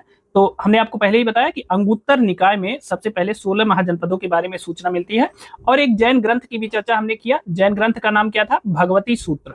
भगवती सूत्र में भी 16 महाजनपदों की चर्चा मिलती है। हालांकि कुछ महाजनपदों के नामों में परिवर्तन है, लेकिन 16 महाजनपदों की सूची उसमें भी मिलती है। और कुछ महाजनपदों की सूची पाणिनि की अष्टाध्यायी में भी मिलती है। ठीक है, पाणिनि की अष्टाध्यायी में भी कुछ महाजनपदों की सूची मिलती है, इस बात को भी ध्यान रखिएगा। ठीक है, तो इसके बारे में डिटेल से हमने बता ही दिया है कि 16 महाजनपदों के विषय में बौद्ध ग्रंथ में जो सूचना मिलती है वह अंगुत्तर निकाय और जैन ग्रंथ के भगवती सूत्र में मिलती है। ठीक है ना, अगला देख लेते हैं। 9वां प्रश्न है महाजनपद युग के 16 जनपदों के नाम बौद्ध साहित्य में प्रायः उल्लिखित मिलते हैं। बिल्कुल सही है। निम्नलिखित में से किन जनपदों के नाम पाणिनि की अष्टाध्यायी में उल्लिखित हैं? अब देखिए 16 महाजनपदों के नाम बौद्ध ग्रंथों में मिलते हैं। अब इनमें से कौन से नाम ऐसे हैं जो पाणिनि की अष्टाध्यायी में भी उल्लिखित हैं? ऑप्शन ए है कंबोज, ऑप्शन बी है अस्मक, ऑप्शन सी है मगध, ऑप्शन ए है मगध, ऑप्शन बी है अस्मक, ऑप्शन सी है कंबोज, ऑप्शन डी है चेदी और ऑप्शन ई है वत्स। तो बताइए इनमें से कौन से महाजनपद हैं जो पाणिनि की अष्टाध्यायी में भी उल्लिखित है? बताइए। तो देखिए इसमें से 3 महाजनपद हैं, एक मगध है, दूसरा अस्मक है और तीसरा कंबोज है। इनका उल्लेख जो है पाणिनि की अष्टाध्यायी में भी मिलता है, इस बात को ध्यान रखेंगे। आप जानते हैं कि जो पाणिनि है, पाणिनि ये क्या है? यह एक प्रसिद्ध वैयाकरण है। ठीक है, पहली चीज इंपॉर्टेंट, इनका जो जन्म हुआ था वह कहाँ हुआ था? गांधार में। गांधार में इनका जन्म हुआ था, इस बात को भी ध्यान रखिएगा। ठीक है, और इनके जो व्याकरण ग्रंथ की रचना इन्होंने किया उसका क्या नाम है? उसका नाम है अष्टाध्यायी। यह क्या है? यह एक व्याकरण ग्रंथ है, इसे भी ध्यान रखिएगा। और इस अष्टाध्यायी में 8 अध्याय हैं। ठीक है, 8 अध्याय हैं, इसीलिए इसका नाम अष्टाध्यायी है। और 4000 सूत्र है। 8 अध्याय और 4000 सूत्र इस अष्टाध्यायी में है, ध्यान रखिएगा। अब इसमें जो प्रमुख जनपद अष्टाध्यायी में है उनकी बात करते हैं। प्रमुख महाजनपद जिनका उल्लेख इनमें मिलता है, प्रमुख महाजनपद कौन कौन से उल्लेख इनमें मिलता है? तो एक है मगध का उल्लेख मिलता है अष्टाध्यायी में, दूसरा है अस्मक का मिलता है अष्टाध्यायी में, तीसरा कंबोज का मिलता है। ठीक है, और चौथा है गांधार। ठीक है, गांधार। इस प्रकार कुल 4 जो महाजनपद हैं, प्रमुख महाजनपद, उनका उल्लेख इनकी अष्टाध्यायी में मिलता है, इस बात को ध्यान रखिएगा। बौद्ध ग्रंथ अंगुत्तर निकाय और जैन ग्रंथ के भगवती सूत्र में 16 महाजनपदों की सूची मिलती है। इन 4 को याद रखिएगा जिनका उल्लेख अष्टाध्यायी में है। मगध, अस्मक, कंबोज और गांधार, इनका उल्लेख जो है इसमें अष्टाध्यायी में किया गया है। ठीक है, अगला देख लेते हैं। आज का जो हमारा 10वां प्रश्न है वह है 6वीं शताब्दी ईसा पूर्व में सुक्तिमती किसकी राजधानी थी? बताइए। सुक्तिमती, या इसे क्या कहते थे? इसे सोथिवती भी कहते थे। सुक्तिमती या सोथिवती भी कहते थे। ठीक है, सोथिवती। और हमने अभी आपको बताया था कि यह बुंदेलखंड क्षेत्र पर फैला एकमात्र महाजनपद था। वह जनपद था चेदी। ठीक है, सी ऑप्शन सही है, इसे याद रखिएगा।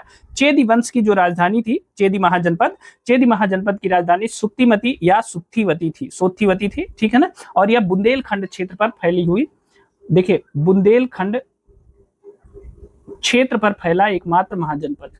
ठीक है, याद रखिएगा। मैं इस शब्द को बार बार इसलिए रट रहा हूं क्योंकि यहां से प्रश्न पूछे गए। फैला एकमात्र महाजनपद, इसे याद रखिएगा। ठीक है, अब आ जाते हैं। अब देखिए, अगर यह आपसे पूछ लिया जाए कि इनमें से कौन सा महाजनपद था जो गोदावरी नदी के तट पर स्थित था? ठीक है, गोदावरी नदी के तट पर स्थित महाजनपद कौन सा था? बताइए। गोदावरी नदी के तट पर स्थित महाजनपद कौन सा था? तो वह था अशक या अस्मक। ठीक है, और आप जानते हैं कि दक्षिण भारत में स्थित एकमात्र महाजनपद कौन है? अस्मक है, जिसकी राजधानी पोतन अथवा पोटली थी। याद रखिएगा, यह परीक्षा में पूछा जाता है कि दक्षिण भारत की एकमात्र दक्षिण भारत का महाजनपद। ठीक है, पैठन, पोटन या पोटली इसकी राजधानी थी और प्राचीन नाम इसका प्रतिष्ठान भी है, ध्यान रखिएगा। ठीक है ना, अगला देख लेते हैं। आज का जो हमारा 11वां प्रश्न है, मगध की राजधानी कौन सी थी? आपको बताना है मगध की राजधानी कौन सी थी। और यह बहुत बार परीक्षाओं में पूछा गया है और बच्चे बहुत बार कंफ्यूज भी हो जाते हैं, इसलिए यह प्रश्न गलत हो जाता है। ठीक है, मगध की जो राजधानी थी वह थी गिरिब्रज या राजगृह। सी ऑप्शन सही है। देखिए, पुराणों के अनुसार जो मगध पर शासन करने वाला पहला राजवंश था उसका नाम था बृहद्रथ। ठीक है, बृहद्रथ वंश जो है इसने सबसे पहले मगध पर शासन किया था। इस वंश के पहले राजा बृहद्रथ का जो पुत्र था उसका नाम था जरासंध। ठीक है, जरासंध क्या था? जरासंध इसका पुत्र था बृहद्रथ का। ठीक है, इसने गिरिब्रज को अपनी राजधानी बनाई थी। गिरिब्रज को किसने अपनी राजधानी बनाई थी? जरासंध ने गिरिब्रज को अपनी राजधानी बनाई। बौद्ध ग्रंथों के अनुसार मगध का प्रथम प्रतापी शासक कौन बना? बिंबिसार बना। बिंबिसार मगध का प्रथम प्रतापी शासक बना, इस बात को भी ध्यान रखिएगा। यह हर्यक वंश से संबंधित था। ठीक है, इसके बाद अजात शत्रु हुआ। ठीक है, और अजात शत्रु के बाद जो है उसका उदयन होता है। तो गिरिब्रज को राजगृह भी कहते थे। ठीक है, सबसे पहले राजधानी किसने बनाई? जरासंध ने बनाई। गिरिब्रज या राजगृह को अपनी राजधानी बनाई और बाद में इसी राजगृह की को जो है इसी राजधानी को हटा करके पाटलिपुत्र ले जाता है। कौन ले जाता है पाटलिपुत्र? तो यह ले जाता है उदयन। ठीक है, उदयन जो है राजगृह से अपनी राजधानी कहाँ ले जाता है? पाटलिपुत्र ले जाता है। तो गिरिब्रज, राजगृह और पाटलिपुत्र ये तीनों मगध की राजधानी है। प्राचीन राजधानी गिरिब्रज थी। अगर ऑप्शन में राजगृह है तो राजगृह और गिरिब्रज दोनों तो एक साथ हो नहीं सकता है। प्राचीन गिरिब्रज थी तो आप गिरिब्रज मार सकते हैं, और राजगृह रहे तो राजगृह मारेंगे, ठीक है ना। तो याद रखिएगा 11वां प्रश्न है, सी ऑप्शन सही है। अगला देख लेते हैं। आज का जो हमारा 12वां प्रश्न है वह मगध में नंद वंश का संस्थापक कौन था? मगध में नंद वंश का संस्थापक कौन सा आपको बताना है। ऑप्शन ए है महापद्मनंद, ऑप्शन बी है धनानंद, ऑप्शन सी है नंदिवर्धन और ऑप्शन डी है महानंदी। तो आपको बताना है मगध में नंद वंश का संस्थापक कौन था। तो देखिए इसका सही जवाब क्या होगा। मगध में नंद वंश का जो संस्थापक था वह था महापद्मनंद। ये ऑप्शन सही है, इसे याद रखिएगा। मगध में नंद वंश के संस्थापक कौन थे? महापद्मनंद। अब देखिए मगध पे जो शासन करने वाले वंश हैं, एक है हर्यक वंश, ठीक है। हर्यक वंश ने शासन कब से कब तक किया? तो हर्यक वंश ने 544 से लेकर के 412 ईसा पूर्व तक शासन किया, ठीक है ना। और हर्यक वंश के कौन कौन से शासक हुए? तो एक शासक हुए बिंबिसार, हर्यक वंश से थे, ठीक है। दूसरे शासक हुए अजातशत्रु, यह भी हर्यक वंश के थे। तीसरे शासक हुए उदयन, यह भी हर्यक वंश के थे, और उसके उत्तराधिकारी ये हर्यक वंश में आते हैं। फिर आता है शिशुनाग वंश। कौन सा वंश आता है? शिशुनाग वंश आता है। और शिशुनाग वंश शासन करता है 412 से लेकर के 412 से 344 ईसा पूर्व तक शिशुनाग वंश शासन करता है, ठीक है ना। और इसके जो प्रमुख शासक हुए, एक हुए शिशुनाग, ठीक है, शिशुनाग हुए। दूसरे होते हैं काकवर्ण। अब इनके अलग अलग सन जरूरी नहीं है, आप याद करिए, क्योंकि जीएस में इतना पूछा नहीं जाता। और उसके बाद कहा जाता है कि काकवर्ण के 10 पुत्र हुए जिन्होंने बाद में शासन किया, ठीक है। तीसरा वंश जो आता है महत्वपूर्ण, वह आता है नंद वंश, ठीक है। नंद वंश का जो काल है वह कब से कब तक है? तो 344 से लेकर के 421 ईसा पूर्व तक इन्होंने शासन किया, ठीक है ना। 344 से लेकर 421 ईसा पूर्व तक शासन किया। और नंद वंश के जो सबसे प्रमुख शासक थे वह थे महापद्मनंद, ठीक है, महापद्मनंद। और इन्हें पुराणों में उग्रसेन के नाम से जाना जाता है, ठीक है। इन्हें क्या उग्रसेन के नाम से भी जाना जाता है, इस बात को ध्यान रखिएगा, ठीक है। और इनके महापद्मनंद के बाद इनके 8 पुत्र, ठीक है। काकवर्ण के बाद इनके 10 पुत्र और महापद्मनंद के बाद इनके 8 पुत्रों ने यहाँ शासन किया, ठीक है। तो इस बात को ध्यान रखिएगा। अब मगध में नंद वंश के संस्थापक कौन थे? महापद्मनंद। हमने आपको बताया मगध में नंद वंश के संस्थापक थे महापद्मनंद। शिशुनाग वंश के बाद जो है नंद वंश का वर्चस्व स्थापित होता है, और नंद वंश के जो संस्थापक थे वह महापद्मनंद थे, इस बात को ध्यान रखिएगा। पुराणों में इन्हें उग्रसेन कहा गया है। देखिए महापद्मनंद की 2 उपाधियां बहुत फेमस हैं जो परीक्षाओं में पूछी जाती हैं। महापद्मनंद ने एक उपाधि धारण की सर्वछत्रांतक की, ठीक है, सर्वछत्रांतक की उपाधि धारण की, ठीक है। उपाधि लिख देता हूं मैं, सर्वछत्रांतक की एक उपाधि धारण की थी महापद्मनंद ने। और इनकी एक दूसरी उपाधि थी, वह थी अपरो परशुराम, ठीक है, अपरो परशुराम। तो यह 2 चीजें आप याद रखिएगा, सर्वछत्रांतक और अपरो परशुराम की 2 उपाधियां महापद्मनंद ने धारण की थी। ये बहुत इंपॉर्टेंट है, आपकी परीक्षाओं में पूछा जाता है, और बहुत ज्यादा जीएस के लिए इससे ज्यादा पढ़ने की जरूरत नहीं है, ये उपाधियां याद रखेंगे, ठीक है। 13वां प्रश्न देख लेते हैं। 13वां प्रश्न है, तो देखिए इसका सही उत्तर महापद्मनंद था, 12वीं का, ठीक है। 13वां प्रश्न देखते हैं। राजा नंद का उल्लेख करने वाला अभिलेखीय प्रमाण कहाँ है? राजा नंद का उल्लेख करने वाला अभिलेखीय प्रमाण कहाँ है, बताइए। तो देखिए अभी हमने आपको बताया था कि जो राजा नंद का उल्लेख करने वाला अभिलेखीय प्रमाण है वह खारवेल का हाथी गुम्फा अभिलेख है, ठीक है ना। महामेघ वाहन या चेदी वंश के शासक खारवेल का हाथी गुम्फा जो अभिलेख था, या चेदी वंश का सबसे प्रतापी शासक था खारवेल, ठीक है। और कलिंग में स्थित था महामेघ वाहन या चेदी वंश, और इसका हाथी गुम्फा का जो अभिलेख है, यहीं से राजा नंद का उल्लेख करने वाला अभिलेखीय प्रमाण मिला है, ठीक है। और कहा गया है कि नंदवंशीय शासक महापद्मनंद द्वारा कलिंग में नहर खुदवाया गया, ठीक है ना। इसी अभिलेख में इसका उल्लेख किया गया है, यानी नहरों की जानकारी देने वाला प्रथम अभिलेखी साक्ष्य भी यह है। हमने आपको अभी बताया भी था, नहरों की जानकारी देने वाला प्रथम अभिलेखीय साक्ष्य, ठीक है। प्रथम अभिलेखीय साक्ष्य कौन सा है? वह है खारवेल का हाथी गुम्फा अभिलेख। ठीक है, तो इस बात को ध्यान रखिएगा। इसी में राजानंद का उल्लेख है और महापद्मनंद द्वारा कलिंग में नहर खुदवाए जाने का उल्लेख किया गया है। इसकी चर्चा हम कर चुके हैं। अगला है 14वां प्रश्न है, निम्नलिखित मगध राजवंशों को कालक्रमानुसार व्यवस्थित कीजिए। आपको बताना है कि जो मगध के राजवंश है उनको कालक्रम से लगाना है कि किसने कब शासन किया है। बहुत इंपॉर्टेंट है यह प्रश्न। ऐसे ही प्रश्न आपकी परीक्षा में पूछे जाएंगे कि इनको कालक्रम से लगाइए। तो देखिए, सबसे पहले आते हैं हर्यक वंश। हर्यक वंश अभी हमने आपको बताया 544 बीसी से लेकर के 544, देखिए इसका कलर बदलते हैं। हर्यक वंश ने कब से कब तक शासन किया था? तो 544 ईसा पूर्व से लेकर के और 412 ईसा पूर्व तक इन्होंने शासन किया। ठीक है, फिर दूसरे नंबर पे आते हैं नंद वंश। नंद वंश ने कब से कब तक शासन किया? तो 344 से 321, 344 से 321 ईसा पूर्व नंद वंश ने शासन किया। मौर्य वंश 321 ईसा पूर्व, 321 ईसा पूर्व से लेकर के 184 ईसा पूर्व तक, ठीक है, किसने शासन किया? मौर्य वंश ने शासन किया। फिर आ जाते हैं शुंग वंश का जो काल है वह 184 से लेकर 75 ईसा पूर्व तक शुंग वंश का शासन था। ठीक है, अब इन्हें क्रम में लगा दीजिए। तो सबसे पहले कौन हो जाएंगे? सबसे प्राचीन तो हर्यक वंश हो जाएगा। ठीक है, तो सबसे पहले हो जाएगा 4। फिर दूसरे नंबर पे कौन आएगा? उसके बाद 344 बीसी नंद वंश आएगा और उसके बाद आ जाएगा मौर्य वंश और उसके बाद आ जाएगा शुंग वंश। यानी 4 1 3 2, 4 1 3 2 किसमें है? बी ऑप्शन सही है। ठीक है, बी ऑप्शन सही है, याद रखिएगा। सबसे पहले हर्यक वंश ने मगध पे शासन किया, फिर उसके बाद आते हैं नंद वंश, फिर मौर्य वंश, फिर शुंग वंश। ठीक है, ऐसे ही क्रम चलता रहता है। अगला देख लेते हैं। आज का हमारा 15वां प्रश्न है, गौतम बुद्ध के समय का प्रसिद्ध वैद्य जीवक किसके दरबार में था? तो आप जानते हैं कि प्रसिद्ध वैद्य जीवक किसके दरबार में था? ऑप्शन ए है बिंबिसार, ऑप्शन बी है चंद्रप्रद्योत, ऑप्शन सी है प्रसेनजीत और ऑप्शन डी है उदय। तो जानते हैं कि जो जीवक था वह बिंबिसार के दरबार में था। ठीक है, ए ऑप्शन सही है। प्रसिद्ध वैद्य राजवैद्य जीवक किसके दरबार में था? बिंबिसार के दरबार में था। और आपको हमने अभी बताया कि जब अवंती नरेश चंद्रप्रद्योत को क्या हुआ था, इनको पीलिया हो गया था, जॉइंडिस हो गया था, तो उनकी चिकित्सा के लिए बिंबिसार ने चंद्रप्रद्योत की चिकित्सा के लिए अपने प्रसिद्ध वैद्य जीवक को भेजा था उनके दरबार में। ठीक है, इस बात को ध्यान रखिएगा। जीवक के बारे में एक अलग स्टोरी है, हम आगे उसको पढ़ेंगे। ठीक है, अगला देख लेते हैं। तो जीवक किसके दरबार में था? बिंबिसार के दरबार में था, याद रखिएगा। अगला देखते हैं। 16वां प्रश्न है, निम्नलिखित कथन ए और बी को पढ़ें और नीचे दिए गए कूटों से सही उत्तर आपको बताना है। तो देखिए, कथन ए है, विश्व के सभी भागों में ईस्वी या ईसा पूर्व 6वीं शताब्दी का एक महान धार्मिक उथल पुथल का काल था। विश्व के सभी भागों में ईस्वी पूर्व या ईसा पूर्व 6वीं शताब्दी एक महान धार्मिक उथल पुथल का काल था। बिल्कुल सही है। ठीक है, यह उथल पुथल का काल था।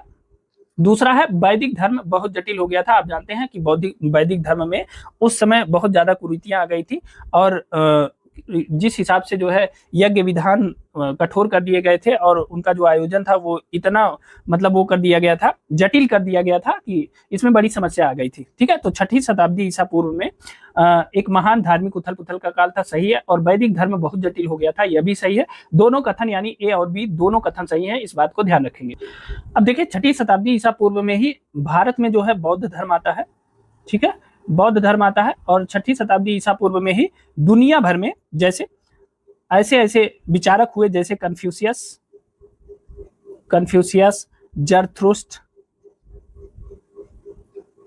जरथुस्त्र और पाइथागोरस। ठीक है, इनके विचारों ने समाज में एक बहुत बड़ी हलचल पैदा कर दी। ठीक है, तो इस प्रकार दोनों कथन सही हैं, याद रखिएगा। ठीक है, अगला प्रश्न देखते हैं। आज का जो हमारा 17वां प्रश्न है वह सूची 1 को सूची 2 से मिलाना है। सूची 1 में उत्तर प्रदेश के प्राचीन जनपदों के बारे में बताया गया है और सूची 2 में दिया गया है, सूची 2 राजधानी के बारे में बताया है। अब देखिए, जनपद को राजधानी से मिलाना है। मैंने कहा था प्रश्न ऐसे ही पूछा जाता है। ठीक है, तो जनपद को राजधानी से मिलाइए। तो देखिए, सबसे पहले दिया है कुरु जनपद। कुरु जनपद की राजधानी कहाँ है? तो कुरु जनपद की जो राजधानी है वह है इंद्रप्रस्थ। ठीक है, याद रखेगा, दिल्ली वाले क्षेत्र में है ये। दूसरा है पांचाल। पांचाल की राजधानी कहाँ है बताइए? पांचाल की राजधानी कहाँ है? तो पांचाल की राजधानी है अहिच्छत्र। ठीक है, उत्तरी पांचाल और दक्षिणी पांचाल था ना। ठीक है, तो एक की उज्जैनी थी, एक की अहिच्छत्र थी। तो पांचाल की राजधानी अहिच्छत्र है। कोसल की राजधानी कहाँ है? साकेत। ठीक है, और वत्स की राजधानी कौशाम्बी है ना। तो अब मिलान हो गया। तो कुरु की इंद्रप्रस्थ, पांचाल की अहिच्छत्र, कोसल की साकेत और वत्स की कौशाम्बी। तो क्या हो गया? 4 3 1 2, 4 3 1 2 किसमें है? 4 3 1 2 यानी बी ऑप्शन सही है। इसे याद रखिएगा, इंपॉर्टेंट है। ठीक है, 18वां प्रश्न देख लेते हैं, निम्नलिखित में से कौन एक सही सुमेलित नहीं है। देखिए इसमें ऐसे ही प्रश्न पूछे जाते हैं। ऑप्शन ए है कंबोज। कंबोज की राजधानी, देखिए इसमें भी महाजनपद और उनकी राजधानी के बारे में बताया गया है। तो देखिए कंबोज की राजधानी दिया है राजपुर हाटक, तो यह सुमेलित है, बिल्कुल सही है, कंबोज की राजधानी। दूसरा है अस्मक, अस्मक की राजधानी पोतन और पोटली दिया है, बिल्कुल सही है, ठीक है। तीसरा है सुरसेन, सुरसेन की राजधानी कौशाम्बी दिया है, गलत है, सुरसेन की जो राजधानी है वह कहाँ थी, मथुरा थी, ठीक है, मथुरा, जिसे यूनानियों ने मेथोरा भी कहा है, ध्यान रखिएगा। कौशल की जो राजधानी थी वह थी श्रावस्ती, ठीक है, यह भी सही है। कौशाम्बी किसकी राजधानी थी बताइए, कौशाम्बी किसकी राजधानी थी, कौशाम्बी राजधानी थी वत्स की, ठीक है ना। और सुरसेन की राजधानी थी मथुरा या मेथोरा, याद रखिएगा। अगला देख लेते हैं, 19वां प्रश्न है। 19वां प्रश्न है, वर्तमान उत्तर प्रदेश में भारत के प्राचीनतम 16 महाजनपद में से कुल कितने महाजनपद स्थित है। वेरी इंपॉर्टेंट क्वेश्चन, इंटरव्यू में यह प्रश्न पूछा गया है, ठीक है ना। इंटरव्यू में भी यह प्रश्न पूछा गया था कि वर्तमान उत्तर प्रदेश में प्राचीन भारत के 16 महाजनपदों में से कितने महाजनपद स्थित थे, ठीक है। ऑप्शन ए है 6, ऑप्शन बी है 7, ऑप्शन सी है 8, ऑप्शन डी है 9। तो देखिए वर्तमान जो प्राचीन 16 महाजनपद थे उनमें से वर्तमान में जो 8 महाजनपद हैं, 8 महाजनपद उत्तर प्रदेश में स्थित है, इस बात को ध्यान रखिएगा। अब इन 8 के नाम जानना बहुत आवश्यक है क्योंकि यहां से परीक्षा में प्रश्न पूछा ही जाता है। तो देखिए इनके नाम है, कौन कौन से महाजनपद थे। अब यहां मैं लिख देता हूं, उत्तर प्रदेश में स्थित 8 महाजनपदों के नाम, 8 जनपदों के नाम, ठीक है ना। तो देखिए पहला कुरु महाजनपद था, दूसरा पांचाल यहाँ स्थित था, उत्तर प्रदेश में ही है। तीसरा काशी उत्तर प्रदेश में, चौथा देखिए तीसरा काशी है, चौथा कौशल है, पांचवा सूरसेन, पांचवा कौन सा महाजनपद है, पांचवा है सूरसेन जो मथुरा में है, सूरसेन।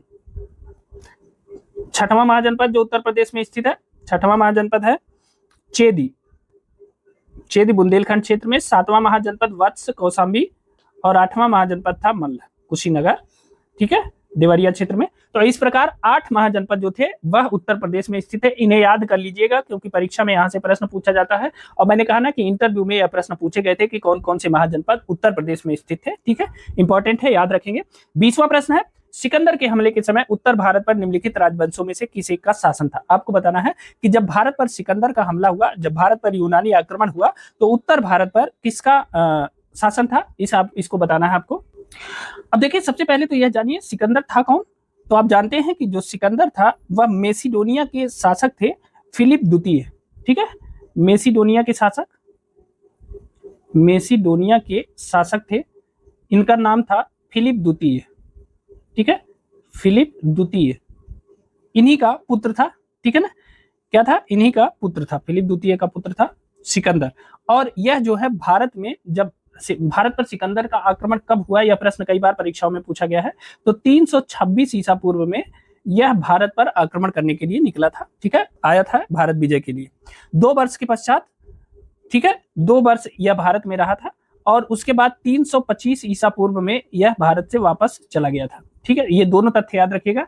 326 ईसा पूर्व में यह भारत के युद्ध करने के लिए आया था और 325 ईसा पूर्व में यह वापस चला गया था, इसे भी ध्यान रखिएगा, अक्सर परीक्षाओं में पूछा जाता है।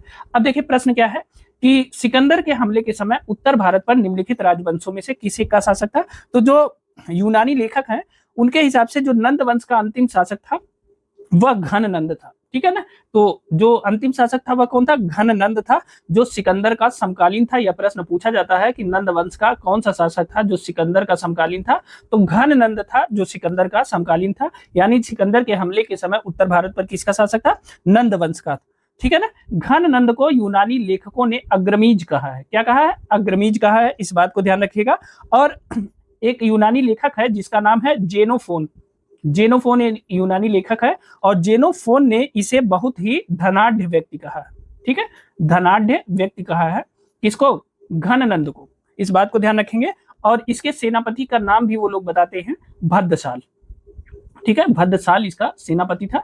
और इसे के समय में सिकंदर का आक्रमण हुआ था, यानी सिकंदर का समकालीन नंदवंशीय शासक कौन था? घननंद था। या सिकंदर का समकालीन कौन सा वंश था जो उत्तर भारत पर शासन करता था? वह नंद वंश था। ठीक है ना। 326 ईसा पूर्व में सिकंदर ने आक्रमण किया था भारत पर, और 325 ईसा पूर्व में वह लौट गया था वापस। ठीक है।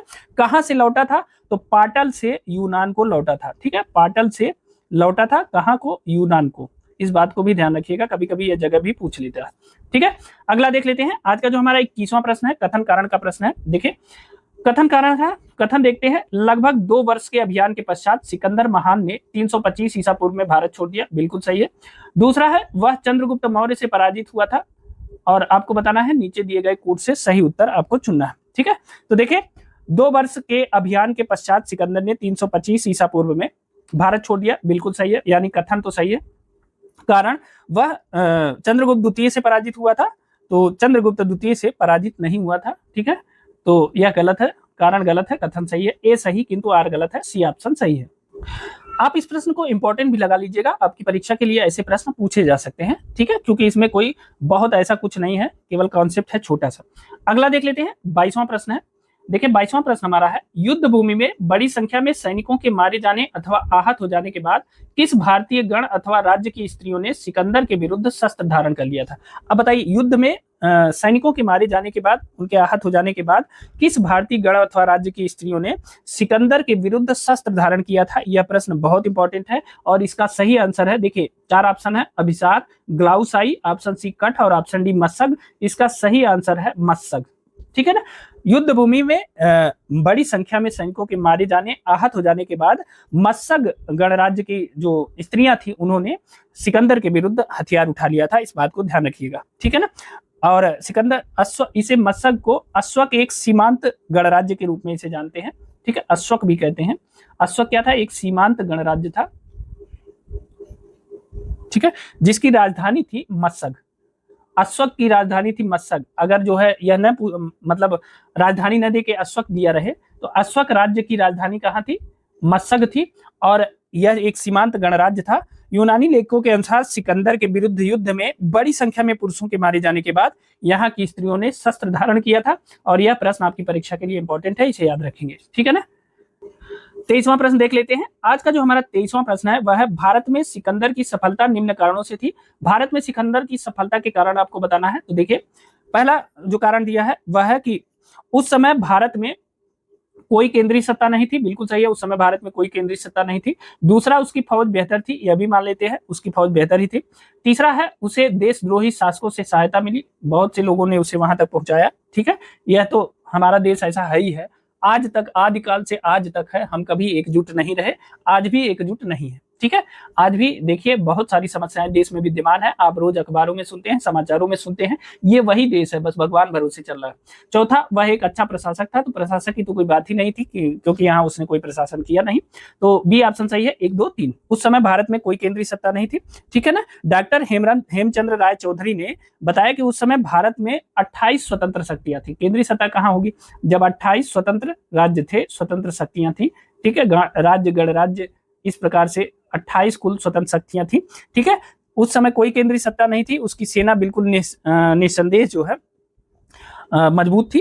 ठीक है, और कई लोगों ने उसको वहां तक पहुंचाने में मदद किया था, इस बात को भी ध्यान रखिएगा। ठीक है, देशद्रोहियों की सहायता उसे मिली थी। ठीक है, अगला देख लेते हैं, यानी बी ऑप्शन सही है। 24वां प्रश्न देखते हैं। देखिए, 24वां प्रश्न है कि उस वीर भारतीय राजा का नाम बताइए जिसे सिकंदर ने झेलम के तट पर पराजित किया था। आपको बताना है उस वीर भारतीय राजा का नाम जिसे सिकंदर ने झेलम के तट पर पराजित किया था, तो उसका नाम था पुरु, या पोरस कहते हैं उसे। ठीक है, पोरस को पराजित किया था, और उसकी वीरता से प्रभावित होकर सिकंदर ने उसे अपना मित्र बना लिया, ऐसा कहा जाता है। ठीक है, ऐसा कहा जाता है कि उसकी वीरता से प्रभावित होकर सिकंदर ने उसे अपना मित्र बना लिया, और अपने राज्य के कुछ हिस्से पुरु या पोरस को सौंप दिए। ठीक है, तो सिकंदर ने झेलम नदी के तट पर किसे पराजित किया था? पुरु या पोरस को पराजित किया था, ध्यान रखेंगे। अगला देख लेते हैं, आज का 25वां और इस चैप्टर का आखिरी प्रश्न है।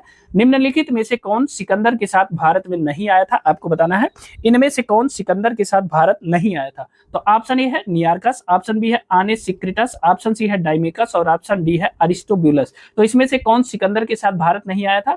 तो इसका जो सही आंसर होगा वह होगा डाइमेकस। सी ऑप्शन सही है। ठीक है, डायमेकस सिकंदर के साथ भारत नहीं आया था। ठीक है, स्ट्रैबो कहता है कि सीरिया के राजा एंटियोकस ने डायमेकस नामक अपना एक राजदूत बिंदुसार की सभा में भेजा था। किसकी? बिंदुसार की सभा में डायमेकस आया था। और कहां का था यह? सीरिया के राजा एंटियोकस। एंटियोकस ये कहां के शासक थे? यह सीरिया के राजा थे। ठीक है, सीरिया के राजा का दूत था, ये राजदूत कह सकते हैं, राजदूत था डायमेकस, जिसे उन्होंने बिंदुसार की सभा में भेजा था। जब हम आगे बिंदुसार के बारे में पढ़ेंगे तो इनके बारे में देखेंगे कौन कौन से 4 चीजें उन्होंने मांगी थी, कहां से मांगी थी, तो इसकी चर्चा करेंगे। ठीक है, तो बिंदुसार सिकंदर के साथ भारत नहीं आया था डायमेकस। अब देखिए यहाँ एक प्रश्न बनता है, निम्नलिखित में से कौन सिकंदर के साथ भारत आया था?